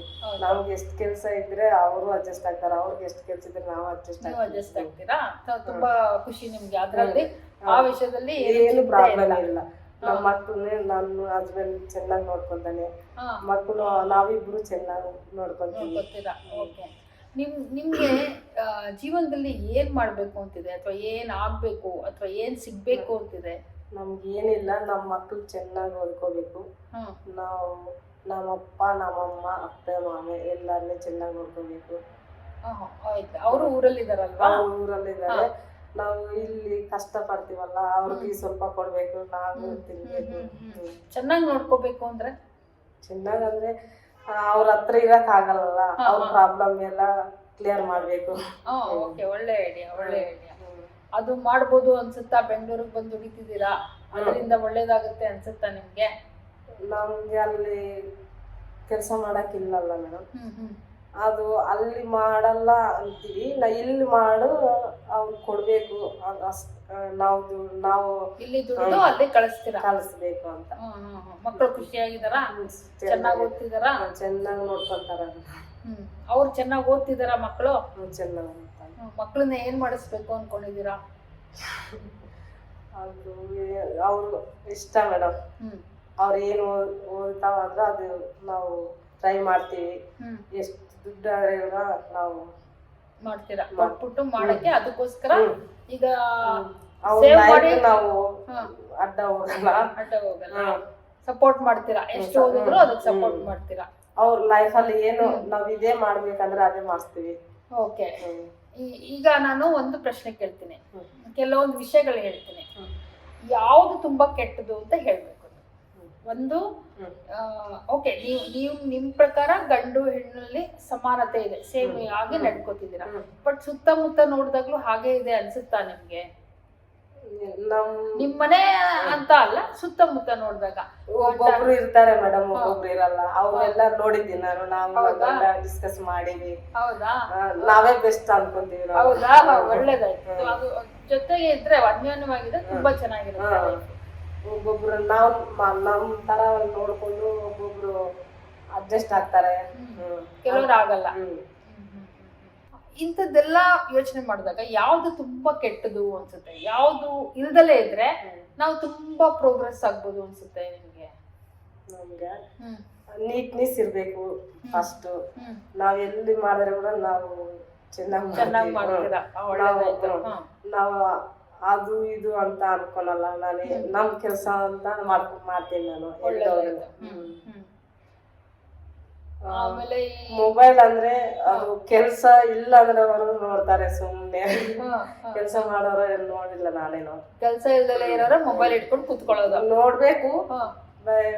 ಇದು ಹಾಫ್ ಅನ್ ಅವರ್ ಪರವಾಗಿಲ್ಲ. Night time pass. ಯಾರ ಮನೆ ಹತ್ರಕ್ಕೆ ಹೋಗ್ಬಾರ್ದು, ನಮ್ಮ ಮನೇಲಿ ನಾವಿರ್ಬೇಕು, ಯಾರ್ದು ಮಾತಾಡ್ಬಾರ್ದು. ಅವಾಗ ಮೊಬೈಲ್ ಯೂಸ್ ಆಗುತ್ತೆ. ಡೈಲಿ ಅಂದ್ರೆ 24 hours ಆಗಲ್ಲ ಮೇಡಮ್. ಸೊ ಕೆಲಸ ಇಲ್ದಿದ್ದಾರೆ ಅದನ್ನ ನೋಡ್ತಾ ಕುತ್ಕೊಳ್ಳೋದು ಅಂತ ಅನ್ನೋದು. ಬಟ್ ಈಗ ಓದೋದು ಬರೆಯೋದು ಬಿಟ್ಬಿಟ್ಟು ಮಕ್ಳು ನೋಡ್ತಾ ಕುತ್ಕೋತಾರಲ್ಲ, ಅದಕ್ಕೇನ ಹೇಳ್ತೀರಾ? ಕೆಲವು ಸತಿ ಮನೇಲಿ ಓದೋದು ಬರೆಯೋದು ಇರುತ್ತೆ ಮಕ್ಕಳಿಗೆ, ಅದು ಬಿಟ್ಬಿಟ್ಟು ಮೊಬೈಲ್ ನೋಡ್ತಾ ಕುತ್ಕೋತಾರೆ. ಜಾಸ್ತಿ ಜನ ಹಂಗೆ ಇರ್ತಾರೆ ಮೇಡಮ್. ಅದಕ್ಕೇನ್ ನಾವ್ ಅನ್ಕೊಂತೀವಿ, ನಾವು ಮಕ್ಳಿಗೆ ನೋಡ್ಕೋಬೇಕು, ಅದು ಮಾಡ್ಕೊಳ್ಬೇಕು, ಇದು ಮಾಡ್ಕೊಳ್ಬೇಕು, ಅದು ತಿನ್ಸ್ಬೇಕು, ಇದು ತಿನ್ಸ್ಬೇಕು ಅಂತ. ನಮ್ಗಿಲ್ಲ ಅಂತೀವಿ, ಒಂದೊಂದ್ಸಲ ಅಪ್ಸೆಟ್ ಆಗ್ತವೆ ನಾವು. ಅದು ಅದು ಇರೋವರೆಗೂ ಇರಲ್ಲ. ಅವರು ಏನೋ ನಮ್ಗೆ ಇಲ್ಲ ಆಯ್ತಂತ ಚಿಟ್ಟೆ ಮಾಡ್ಕೊಂತಾರೆ. ಮಕ್ಕಳಲ್ಲ, ಪೇರೆಂಟ್ಸ್. ಬಟ್ ಮಕ್ಕಳನ್ನ ಮೊಬೈಲ್ ನೋಡೋದು ಹೇಗೆ ತಡೆಯೋದು? ನೋಡ್ಬೇಡ ಅಂತಂದ್ರೆ ಕೇಳ್ತಾರ? ಇರಲ್ಲ ಅಲ್ಲ ಮೇಡಮ್, ಅವ್ರ ಹತ್ರ ಇರೋದೇ ಇಲ್ಲ. ಬಟ್ ನೀವು ಹೋದಾಗ ಕೊಡ್ತೀರಲ್ಲ, ನಿಮ್ ಮೊಬೈಲ್ ಇರುತ್ತಲ್ಲ. ಅವ್ರು ಹೋಮ್ವರ್ಕ್ ಫಿನಿಶ್ ಆದ್ರೆ ಕೊಡ್ತೀವಿ. 1 hour ಲಿಮಿಟೆಡ್ ಆಗಿ ಕೊಡ್ತೀರಾ. ಸೊ ಅದರಿಂದ ಅದನ್ನು ನೀವು ಸ್ವಲ್ಪ ಕಂಟ್ರೋಲ್ ಅಲ್ಲೇ ಇಟ್ಕೊಂಡಿದ್ದೀರಾ. ತುಂಬಾ ಇದು ಫಿನಿಶ್ ಆದ್ರೆ ನಾವು ಕೊಡ್ತೀವಿ. ಇದು ಬೇಕು ಅಂದ್ರೆ ಅದು ಫಿನಿಶ್ ಮಾಡ್ಬೇಕು ನೀವು. ಒಳ್ಳೇದು ಆ ಷರತ್ ಹಾಕ್ಬಿಟ್ಟು ಕೊಡ್ತೀರಾ. ಒಳ್ಳೇದು. ಥ್ಯಾಂಕ್ ಯು ಪದ್ಮಾ ಅವರೇ, ನೀವು ಚೆನ್ನಾಗಿ ನಮ್ಮ ಅಭಿಪ್ರಾಯಗಳನ್ನ ತಿಳಿಸಿದ್ರಿ, ಅದಕ್ಕಾಗಿ ಧನ್ಯವಾದಗಳು. Good evening everyone. We have come to Divya Srihari's house now. Divya is a science graduate. Let's hear from her now. Namaskara Divya avare. Please introduce yourself. Hello, I'm Divya Shri and I'm a science graduate. So after my graduation I started working in L&T, and after that I came to Bangalore, and then I was working in Electronic City. So after I got married I moved to Dubai. So I was working around 3-4 years, and after my son was born I took a break, and after my daughter was born then I left my job and then became a full-time mother. Okay, so now you are a house So now I'm housewife. I'm taking care of my family. I'm giving a quality time to my children and my family. Okay, are you enjoying the life? Okay. Initially, I was too occupied in taking care of my children and taking care of house. So once I started going to school, and then slowly when they became independent, so I felt like I could have worked and I could have continued working. So now I am used to staying at home and then being a housewife. How do you spend time? See, the initial stage, I was giving quality time to my children. I was with them, taking care of their education and their extracurricular activity, everything. So I had no time to spend time on myself. When they were teenagers, you know how teenagers are, so they want their space. So at that time, so I thought, okay, this is the time I should give quality time to myself. And then I started developing few hobbies. Then I started reading books, and then I was interested in stitching and hand embroidery. So you know stitching? Yeah, I know stitching. This is thanks to YouTube. Okay. So I learned quite a lot of things from YouTube. You have sewing machine? I have a sewing machine. Very good. So I started slowly, and then I started stitching my own dresses, other things like quilting, so many, and then crocheting. Everything I learned from YouTube, and then I'm interested in gardening too. So you get a lot of tips from YouTube, and then this is how I keep myself. Is your friend. Yeah, YouTube is my friend. What is your opinion on gender equality or gender inequality? Gender inequality, yes. Gender inequality is there everywhere. Okay, ಇವಾಗ ಮುಂಚೆಗೆ compare ಮಾಡಿದ್ರೆ ಇವಾಗ lot better. First ಇವಾಗ may be ಒಂದು 70s ಇರೋ ಆ generation ಅವ್ರಿಗೆ compare ಮಾಡಿದ್ರೆ ಅವಾಗ ತುಂಬ ಲೇಡೀಸಿಗೆ ಏನು ಎನ್ಕರೇಜ್ಮೆಂಟ್ ಇರ್ತಿರ್ಲಿಲ್ಲ. ಅಂದರೆ ವೆರಿ ಫ್ಯೂ ಪೀಪಲ್, ಅಂದರೆ ಅದು ಫ್ಯಾಮಿಲಿ ಟು ಫ್ಯಾಮಿಲಿ ಅದಷ್ಟೇ ಡಿಫರ್ ಆಗ್ತಾ ಇತ್ತು. ಬಟ್ ಇನ್ ಜನರಲ್ ವರ್ಕ್ ಸ್ಪೇಸಲ್ಲಾಗಲಿ ಎಲ್ಲಿ ಹೋದ್ರೂ ಅದು ಡಿಸ್ಕ್ರಿಮಿನೇಷನ್ ಇದ್ದೇ ಇತ್ತು. ಬಟ್ ಇವಾಗ ಐ ಥಿಂಕ್ ಈಗ ಯಂಗರ್ ಜನ್ರೇಷನ್ಗೆ ಅವರು ತುಂಬ ಅಷ್ಟೊಂದು ಡಿಫ್ರೆನ್ಸ್ ಇಲ್ಲ ಅಂತ ಅನಿಸುತ್ತೆ. ಇವಾಗ ನೀವು ಇವಾಗಲೇ ನೋಡ್ಬೋದು ಪ್ಯಾಂಡಮಿಕ್ ಆದಮೇಲೆ ಎಷ್ಟೊಂದು ಜನ ವರ್ಕ್ ಫ್ರಮ್ ಹೋಮ್ ಫಾದರ್ಸ್ ಇದ್ದಾರೆ. ಸೊ ಮುಂಚೆ ಎಲ್ಲ ಆಗಿದ್ದಿದ್ರೆ ಯಾವಾಗಲೂ ತುಂಬ ಈಗೋ ಇರ್ತಾ ಇತ್ತು ಗಂಡಸರಿಗೆ. ನಾ ಮನೇಲಿದ್ದು ಮಕ್ಳಿಗೆ ನೋಡ್ಕೊಳ್ಬೇಕು, ವೈಫು ಹೊರಗೆ ಹೋಗ್ತಾ ಇದ್ದಾರೆ, ಕೆಲಸ ಮಾಡ್ತಾಳೆ ಅಂತಂದರೆ ಅವ್ರು ಅಕ್ಸೆಪ್ಟ್ ಮಾಡ್ತಿರ್ಲಿಲ್ಲ. ಸೊ ಐ ಡೋಂಟ್ ಥಿಂಕ್ ಇವಾಗ ಅಷ್ಟು ಇವಾಗಿನ ಜನ್ರೇಷನ್ ಅವ್ರಿಗೆ ಅದು ಅಷ್ಟೊಂದು ಡಿಫ್ರೆಂಟ್ ಅಂತ ಅನ್ಸಲ್ಲ. So many of them are quite encouraging. ಅವರೇ ಮನೇಲಿ ಇರ್ತಾರೆ ಇವಾಗ, ಮನೇಲಿದ್ದು ಇವನ್ ಮಕ್ಳಿಗೂ ಕೂಡ ಕ್ವಾಲಿಟಿ ಟೈಮ್ ಚೆನ್ನಾಗಿ ಕೊಡ್ತಾರೆ. So I think certain sectors ಅಲ್ಲಿ I think there is a improvement. That's good. ಅಂದ್ರೆ ಕೌಟುಂಬಿಕ ಜೀವನದಲ್ಲಿ ಸಾಕಷ್ಟು ಇಂಪ್ರೂವ್ ಆಗಿದೆ.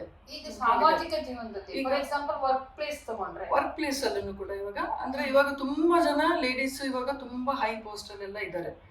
ಈವನ್ CEOs ಎಲ್ಲ ಇವಾಗ ಲೇಡೀಸ್ ಎಲ್ಲ ಇದ್ದಾರೆ.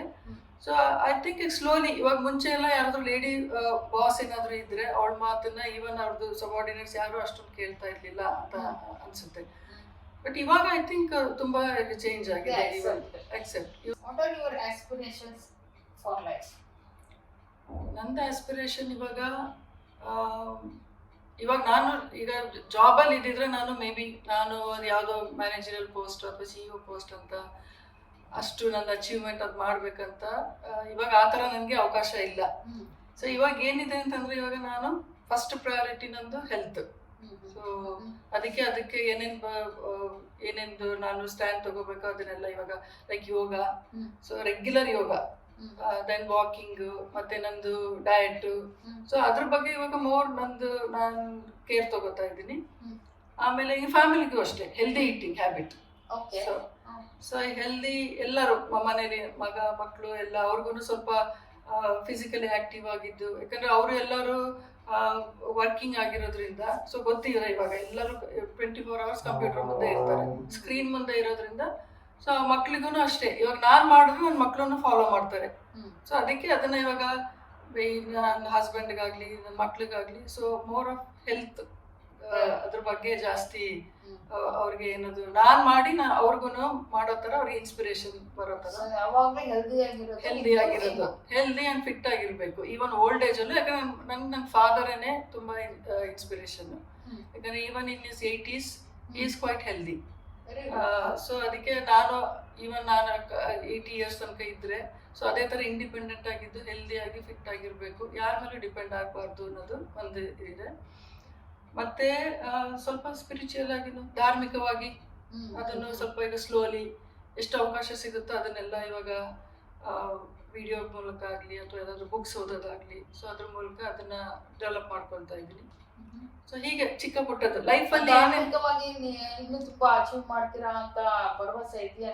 ಅಂದ್ರೆ ಈಗ ಅಷ್ಟೊಂದು ಮೇ ಬಿ ಈಗ ಅವಕಾಶ ಸಿಕ್ಕಿದ ಕಡೆ, ಯಾಕಂದ್ರೆ ನಮ್ಮ ಫ್ಯಾಮಿಲಿಲಿ ಎಲ್ಲರೂ ನಮ್ಮ ತಂದೆ ಇರ್ಬೋದು, ದೊಡ್ಡಮ್ಮ, ಚಿಕ್ಕಮ್ಮ ಎಲ್ಲರೂ ಧಾರ್ಮಿಕವಾಗಿ ತುಂಬಾ ಇದು ಅವ್ರದ್ದು ಇನ್ಕ್ಲೈನ್ ಆಗಿರೋದ್ರಿಂದ ಅವರಿಂದ ಕಲಿಯೋದು ತುಂಬಾ ಇದೆ. ಸೊ ಅವಕಾಶ ಸಿಕ್ಕಿದಾಗ್ಲೆಲ್ಲ ಅವ್ರ ಮೂಲಕ ನಾನು ಸಾಕಷ್ಟು ತಿಳ್ಕೊಳ್ಳೋಕೆ ಪ್ರಯತ್ನ ಪಡ್ತಾ ಇದ್ದೀನಿ. ಮತ್ತೆ slowly step by step so ಮಾಡಿ ಏನು ಅರ್ಥ ಮಾಡ್ಕೊಳ್ತೀವೋ ಅದನ್ನ ನಮ್ಮ ಲೈಫಲ್ಲಿ ಅಳವಡಿಸ್ಕೊಂಡು ಅದನ್ನ ನಡ್ಕೊಂಡು ಹೋಗ್ಬೇಕು ಅನ್ನೋದು ಆಸೆ ಇದೆ. ಹೀಗೆ ಚಿಕ್ಕ ಪುಟ್ಟ ಮತ್ತೆ ಒಳ್ಳೆ ಮಕ್ಕಳಿಗೇನು ಅಷ್ಟೇ ವ್ಯಾಲ್ಯೂಸ್ ನಾವು ಅದನ್ನೇ ಫಾಲೋ ಮಾಡಿದ್ರೆ ಮಕ್ಕಳು ಕೂಡ ಅದನ್ನ ಫಾಲೋ ಮಾಡ್ತಾರೆ ಅನ್ನೋ ಭರವಸೆ ಇದೆ. ಸೊ ಅದಕ್ಕೆ ಅವಾಗ ಸಿಕ್ಕಿದಾಗ ತುಂಬಾ ಪ್ರೀಚ್ ಮಾಡೋದಲ್ಲ, ಸೊ ಎಷ್ಟು ಹೇಳ್ಬೇಕು ಅವ್ರಿಗೆ ಅರ್ಥ ಆಗುವಷ್ಟು ಹೇಳಿ ಅವ್ರಿಗೂ ಒಂದು ಒಳ್ಳೆ good citizen, good human being ಆಗಬೇಕು ಅನ್ನೋದು, ನನ್ನ ಮಕ್ಕಳು ಕೂಡ ಅದೇ ತರ ಇರಬೇಕು ಅನ್ನೋದ್ರ ಒಂದು ಆಸೆ ಇದೆ. ಈಗ ಇನ್ನೊಂದು ಪ್ರಶ್ನೆ, ಈ ಒಂದು ಸಮಾಜ ಮುಂದುವರಿಬೇಕು ಅಂದ್ರೆ ಸಾಕಷ್ಟು ಮೌಲ್ಯಗಳು ಇರಬೇಕಾಗುತ್ತೆ. ಇದರಲ್ಲಿ ಕೆಲವೊಂದು ವಿಷಯಗಳು ಸಾಮಾಜಿಕ ಪ್ರಗತಿಗೆ ಅಡ್ಡ ಬರುತ್ತೆ. ಇವೆಲ್ಲ ತಗೊಂಡ್ರೆ ನಿಮ್ಗೆ ಯಾವುದು ಹೆಚ್ಚು ತುಂಬಾ ಪ್ರಗತಿಗೆ ಅಡ್ಡ ಬರ್ತಿದೆ ಅನಿಸ್ತದೆ? ಫಾರ್ ಎಕ್ಸಾಂಪಲ್, ಇನ್ನು ಸಾಮಾಜಿಕ ಮೌಲ್ಯಗಳು ನಮ್ಮಲ್ಲಿ ಕಮ್ಮಿ ಆಗ್ತಾ ಇದೆ. ಒಬ್ರಿಗೆ ಮೊದಲು ಇನ್ನೊಬ್ರಿಗೆ ತೊಂದರೆ ಆಗ್ಬಾರ್ದು ಅನ್ನೋ ಭಾವನೆ ತುಂಬಾ ಇರ್ತಿತ್ತು. ಆ ಭಾವನೆ ಈಗ ಸಮಾಜದಲ್ಲಿ ಕಮ್ಮಿ ಆಗ್ತಾ ಇದೆ. ಈಗ ಟ್ರಾಫಿಕ್ ರೂಲ್ಸ್ ಫಾಲೋ ಮಾಡೋದಲ್ಲಾಗ್ಲಿ, ಇದೆಲ್ಲ ಯಾವುದು ನಿಮ್ಗೆ ತುಂಬಾ ಬೋಧನೆ ಮಾಡುತ್ತೆ? ಇವಾಗ ಕುಡ್ತಾ ಈಗ ಯಂಗರ್ ಜನರೇಷನ್ ಅವ್ರಿಗೆ ಅದು ಒಂಥರ ಅದಿಲ್ಲದಿದ್ರೆ ಲೈಫ್ ನಡೆಯೋದೇ ಇಲ್ಲ ಅನ್ನೋ ತರ ಆಗೋಗಿದೆ. ಅಂದ್ರೆ ಎಲ್ಲರೂ ಅಲ್ಲ, ಮುಂಚೆ ಕಂಪೇರ್ ಮಾಡಿದ್ರೆ ಮೆಜಾರಿಟಿ ಅವ್ರಿಗೆ ಇವಾಗ, ಯಾಕಂದ್ರೆ ಕೈಯಲ್ಲಿ ತುಂಬಾ ದೊಡ್ಡ ಪಾಕೆಟ್ ಮನಿ ಸಿಗುತ್ತೆ. ಮುಂಚಿನ ತರ ಅವ್ರಿಗೆಲ್ಲ ಏನು ಕಷ್ಟ ಅನ್ನೋದೆಲ್ಲ ಇಲ್ಲ. ಅವ್ರಿಗೊಂಥರ ಆ ಲೈಫ್ ಸ್ಟೈಲೇ ಅದಾದ ಆಗೋಗಿದೆ. ಮತ್ತೆ ಈವನ್ ಡ್ರಗ್ಸ್ ನಾವು ನಮ್ಮ ಸುತ್ತಮುತ್ತ ಅಷ್ಟು ನಾವು ನೋಡಕ್ ಸಿಕ್ಕಿಲ್ಲ ಅಂತಂದ್ರು ಕೂಡ ನ್ಯೂಸ್ ಪೇಪರಲ್ಲಾಗಲಿ ಅಥವಾ ನ್ಯೂಸಲ್ಲಾಗಲಿ ಅದ್ರ ಬಗ್ಗೆ ಕೇಳುವಾಗ ಸ್ವಲ್ಪ ಕನ್ಸರ್ನ್ ಇದೆ. ನೆಕ್ಸ್ಟ್ ಆತಂಕ ಆಗುತ್ತೆ, ನೆಕ್ಸ್ಟ್ ಜನರೇಷನ್ ಅವ್ರಿಗೆ ಏನಾಗುತ್ತಪ್ಪ ಅವರಿಗೆ ಅವ್ರು ಒಂದು ಸರ್ಟನ್ ಏಜ್ ಬರುವಾಗ ಅಟ್ಲೀಸ್ಟ್ ಒಂದು 50s ಬರುವಾಗ ಅವ್ರು ಹೆಲ್ದಿ ಆಗಿರ್ತಾರ, ಅಥವಾ ಅವರು ಅವ್ರ ಲೈಫಲ್ಲಿ ಎಷ್ಟು ಡಿಸಿಪ್ಲಿನ್ ಇರುತ್ತೆ, ಅವ್ರ ಮಕ್ಕಳನ್ನ ಎಷ್ಟು ಚೆನ್ನಾಗಿ ನೋಡ್ಕೋತಾರೆ ಅನ್ನೋ ಕನ್ಸರ್ನ್ ಅಂತೂ ಇದ್ದೇ ಇದೆ. ಮತ್ತೆ ಇನ್ನು ಯಾವುದು ಈ ಕಾಸ್ಟಿಸಮ್. ಕಾಸ್ಟ್ ಅನ್ನೋದು ಐ ಥಿಂಕ್ ಎಲ್ಲ ಅದು ತುಂಬ ಪೊಲಿಟಿಕಲ್ ಅದು.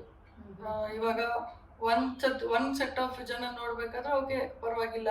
ಈ ಕಾಸ್ಟ್ ಇಂದಾಗಿ ಇವಾಗ ನಾವು ಹಿಂದೂ ಮುಸ್ಲಿಂ ಅಂತ ತಗೊಂಡ್ರೆ ನಾರ್ಮಲ್ ಜನ ಚೆನ್ನಾಗೇ ಇರ್ತಾರೆ.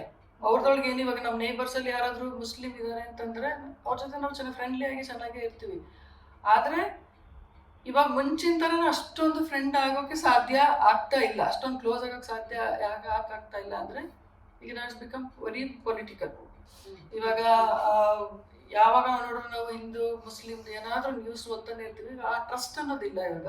ಆ ಫ್ರೆಂಡ್ಶಿಪ್ ಅಲ್ಲಿ ಅಷ್ಟೇ ಹಲೋ ಅನ್ನೋ ಅಷ್ಟೇ ಇವಾಗ ಇಟ್ಕೊಂಡಿದ್ದೀವಿ.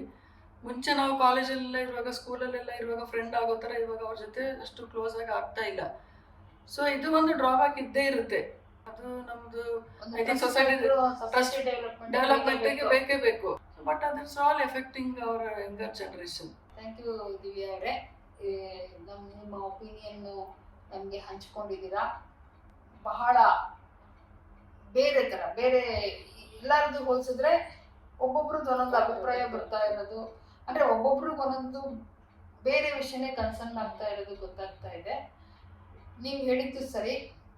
ಬಟ್ ಇನ್ನೊಂದು ಕನ್ಸರ್ನ್ ಏನಂದ್ರೆ, ಇವಾಗ ಕುಡ್ತಾ ಅನ್ನೋದು, ಇವಾಗ ನಾವು ಮುಂಚೆ ಆದ್ರೆ ಬರೀ ಗಂಡು ಮಕ್ಕಳಿಗೆ ಕುಡ್ತಾ ಇದು ಅಂತ ಹೇಳ್ತಾ ಇದ್ವಿ. ಇವಾಗ ತುಂಬಾ ಕನ್ಸರ್ನ್, ತುಂಬಾ ವಾಯ್ಸ್ ಅನ್ನಿಸ್ತಾ ಇರೋದು ಹುಡುಗಿಯರು. ಇವಾಗ ಹುಡುಗಿಯರು ತುಂಬಾ ಅವ್ರನ್ನು ಹುಡುಗರನ್ನು ಮೀರ್ಸೋಷ್ಟು ಇವಾಗ ಹುಡುಗಿಯರು ಕುಡಿಯಕ್ಕೆ ಶುರು ಮಾಡಿದ್ದಾರೆ. ಸೊ ಅದು ತುಂಬಾನೇ ಕನ್ಸರ್ನ್ ಅನ್ಸ್ತಾ ಇದೆ. ಯಾಕಂದ್ರೆ ಆ ಮನೇಲಿ ಯಾರು ಈಗ ಅಟ್ಲೀಸ್ಟ್ ಮುಂಚೆ ಮನೇಲಿ ಅಪ್ಪ ಕುಡಿತಾ ಇದ್ದಾರೆ ಅಂತಂದ್ರೆ ಅಟ್ಲೀಸ್ಟ್ ಅಮ್ಮಗೆ ಒಳ್ಳೆ ಹ್ಯಾಬಿಟ್ ಇದ್ದು ಮಕ್ಕಳಿಗೆ ಬುದ್ಧಿ ಹೇಳ್ತಾರೆ. ಇವಾಗ ಅಪ್ಪ ಅಮ್ಮ ಇಬ್ರು ಕುಡಿತಾ ಇರ್ಬೇಕಾದ್ರೆ ಮಕ್ಕಳಿಗೆ ಯಾರು ಬುದ್ಧಿ ಹೇಳ್ತಾರೆ? ಸೊ ಅದು ತುಂಬಾ ಕನ್ಸರ್ನ್ ಅಂತ ನನ್ಗೆ ಅನಿಸ್ತಾ ಇದೆ. ಸರಿ, ಕರೆಕ್ಟ್. Thank you. ನಿಮ್ಮ ಅಭಿಪ್ರಾಯಗಳನ್ನ ನಮ್ಮ ಜೊತೆ ಹಂಚಿಕೊಂಡ್ರಿ. ನಿಮ್ಮ ಸಮಯಕ್ಕೆ ನಮಗೆ ಧನ್ಯವಾದಗಳು. Thank you. Happy Women's Day. Let me introduce myself. I am Meera, Dr. B.N. Meera. I am a professor of physics in the Department of Physics of Bangalore University. I've been teaching physics and researching in physics for the last 26 years. I've been asked how much I like my job or how much I like what I'm doing. Very much. Teaching has been my dream always, and I'm extremely happy with what I'm doing. I teach the MSc course in Bangalore University. It has manifold advantages. It allows me to think and rethink about the subject I love so much. And also it gives me an opportunity to be with a young crowd all day, which makes me feel young also. I have a daughter. Nobody needs to take care of her now. She's a grown-up adult. She's doing her master's in the US. When she was small, I took external help in taking care of her. We had few women who worked as people who do babysitting, and my daughter used to stay with them after her school hours. I have been working since she was about 1.5 years old. There has never been a time when I wanted to give it up all to take care of my daughter. I'm very happy that I didn't give up anything. In fact, most women end up feeling slightly guilty about neglecting their child. If you ever think of giving up it all, please don't do it. Your child, especially your daughter, needs to feel there is a strong reason to do well in life. They want to see somebody who has done despite the hardships. I am due to retire in about a year. I do want to teach, but I am thinking of doing it as a freelancer for underprivileged children. I want to see if the fear of doing physics can somehow be overcome. There are brilliant children over there who need a bit of a nudging to go ahead. I would like to see if I can contribute towards that. I was asked if there is gender equality in India and also in the world. At workplace, to a large extent, it seems to be equilibrating, but socially, I think we have a long way to go. A lot of people, men and women, have fought to get to where we are. It's important to acknowledge that it has not happened by itself. It's happened because we have been telling people that you need to treat people the same way, whether they're men or women. One sad thing about the equality at the social platform is most men feel women get everything that they want. And they feel that equality is an issue which is of relevance only to women, and men have no role to play in that. That's a sad thing.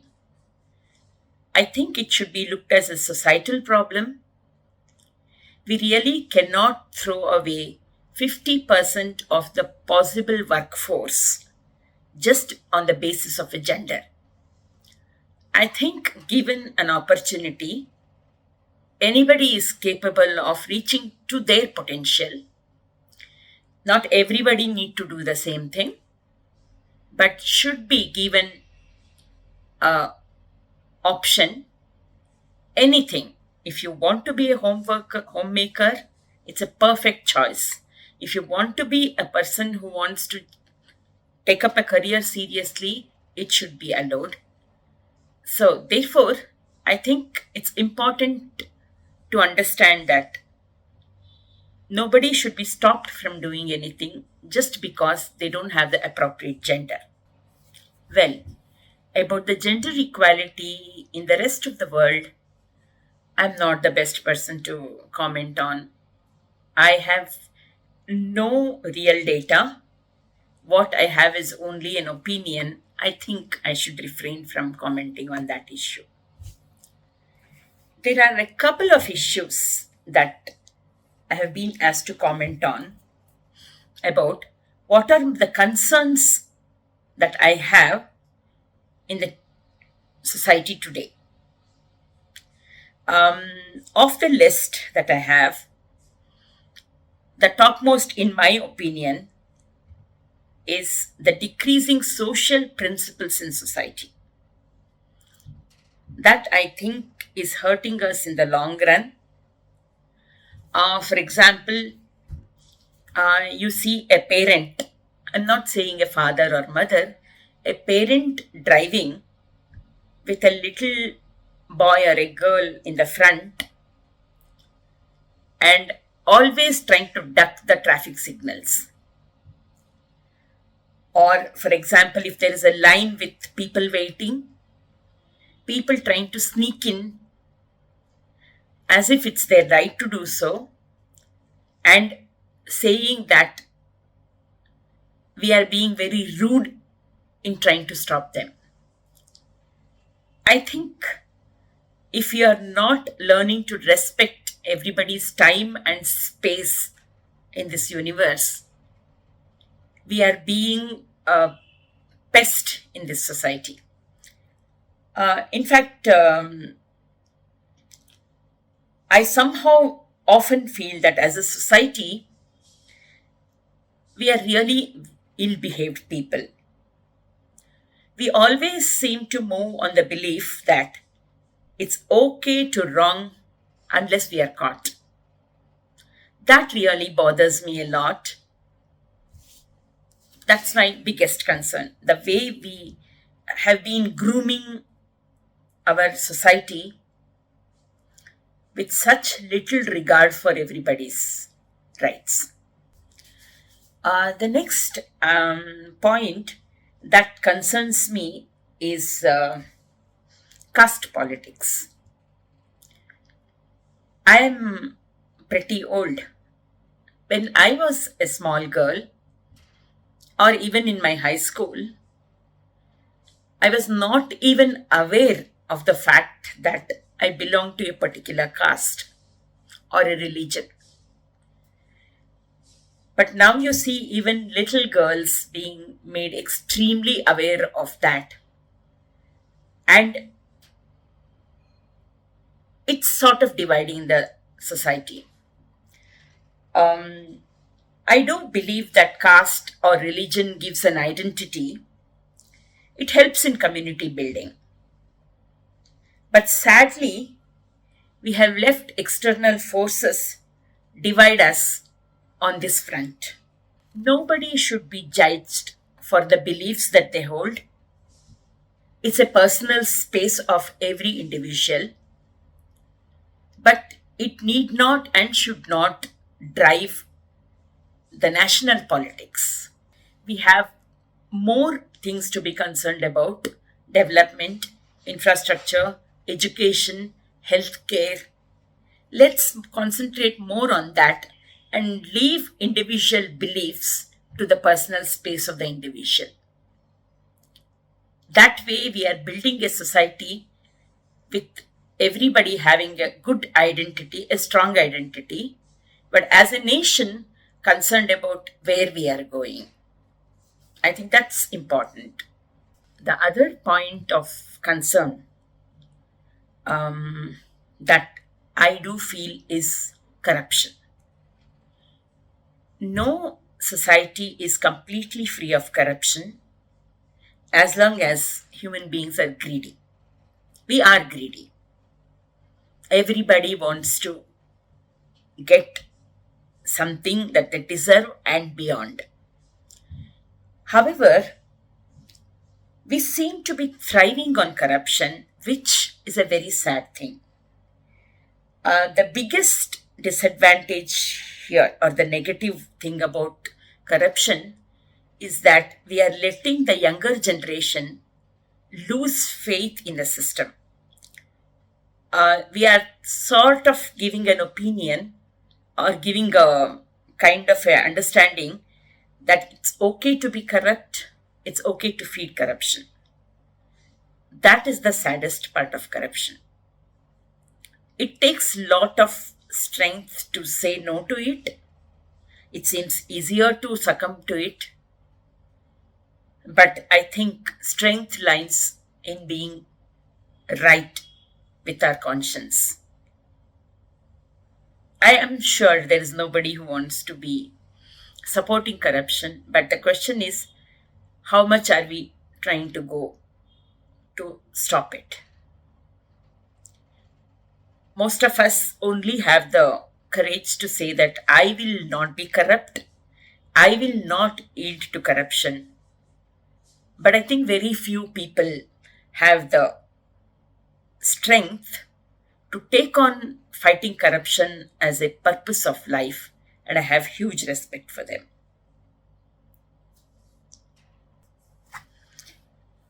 The other point of concern is drinking and smoking, increasing drinking habits in society. Drinking or smoking have proved to be bad habits, with a very strong tendency for addiction. It can damage health, it can ruin families, it can be very detrimental to the financial load on a family, and it has a very, very strong tendency to go uncontrolled. It has both health and financial consequences. So there is no doubt about these being wrong. But I am more concerned about this. We seem to, as a society, we seem to frown upon a woman holding a glass in her hand or a cigarette between her fingers. But we seem to accept the same as a natural thing when done by a man. I have a problem with that. I think anything is wrong if it's wrong, irrespective of the fact that it's done by a man or a woman. So let's all join together and not divide this society based on gender. Happy Everyone's Day. ನೋಡಿದ್ದೀರಲ್ಲ ವೀಕ್ಷಕರೇ, ನಾವು ಹಲವಾರು ಮಹಿಳೆಯರಿಗೆ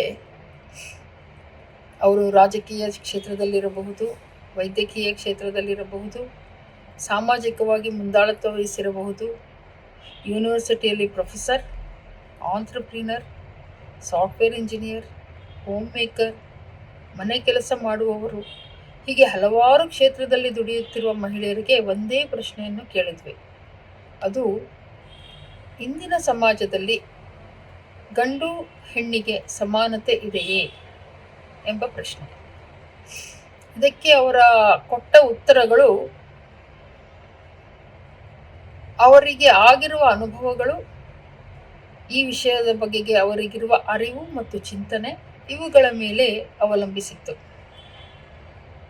ಆದರೆ ಒಟ್ಟಿನಲ್ಲಿ ಮೂಡಿಬಂದ ಅಭಿಪ್ರಾಯವೆಂದರೆ ಕೌಟುಂಬಿಕ ಮಟ್ಟದಲ್ಲಿ ಮತ್ತು ಉದ್ಯೋಗ ಮಟ್ಟದಲ್ಲಿ ಈ ಸಮಾನತೆ ಸಾಕಷ್ಟು ಸುಧಾರಿಸಿದೆ. ಹಿಂದಿನ ಕಾಲದಲ್ಲಿ ಹೋಲಿಸ್ಕೊಂಡ್ರೆ ಈ ಸಮಾನತೆ ಸಾಕಷ್ಟು ಸುಧಾರಿಸಿದೆ. ಸಾಮಾಜಿಕ ಮಟ್ಟದಲ್ಲಿ ನಾವು ಇನ್ನೂ ತುಂಬ ಮುಂದುವರಿಯಬೇಕಾಗಿದೆ. ಮುಖ್ಯವಾಗಿ ಸಣ್ಣ ಊರುಗಳಲ್ಲಿ ಮತ್ತು ಹಳ್ಳಿಗಳಲ್ಲಿ ಇದರ ಅರಿವನ್ನು ಮೂಡಿಸಬೇಕಾಗಿದೆ ಎಂಬ ಅಭಿಪ್ರಾಯ ಕೇಳಿಬಂತು. ಇನ್ನು ಕುಡಿತ, ಲಂಚಕೋರತನ, ಸಾಮಾಜಿಕ ಪ್ರಜ್ಞೆ ಕಡಿಮೆಯಾಗುತ್ತಿರುವುದು ಮುಂತಾದ ಪಿಡುಗುಗಳ ಬಗೆಗೆ ಎಲ್ಲರೂ ಆತಂಕ ವ್ಯಕ್ತಪಡಿಸಿದ್ದಾರೆ. ಮುಂಬರುವ ದಿನಗಳಲ್ಲಿ ನಾವು ನೀವೆಲ್ಲರೂ ಸೇರಿ ಈ ಪಿಡುಗುಗಳನ್ನು ತೊಡೆದು ಹಾಕಲು ದುಡಿಯುವ ಅವಕಾಶ ದೊರೆಯುವುದೆಂದು ಆಶಿಸುತ್ತೇನೆ. ಇಲ್ಲಿಯ ತನಕ ಕಾರ್ಯಕ್ರಮವನ್ನು ವೀಕ್ಷಿಸಿದ ತಮ್ಮೆಲ್ಲರಿಗೂ ನಮಸ್ಕಾರಗಳು.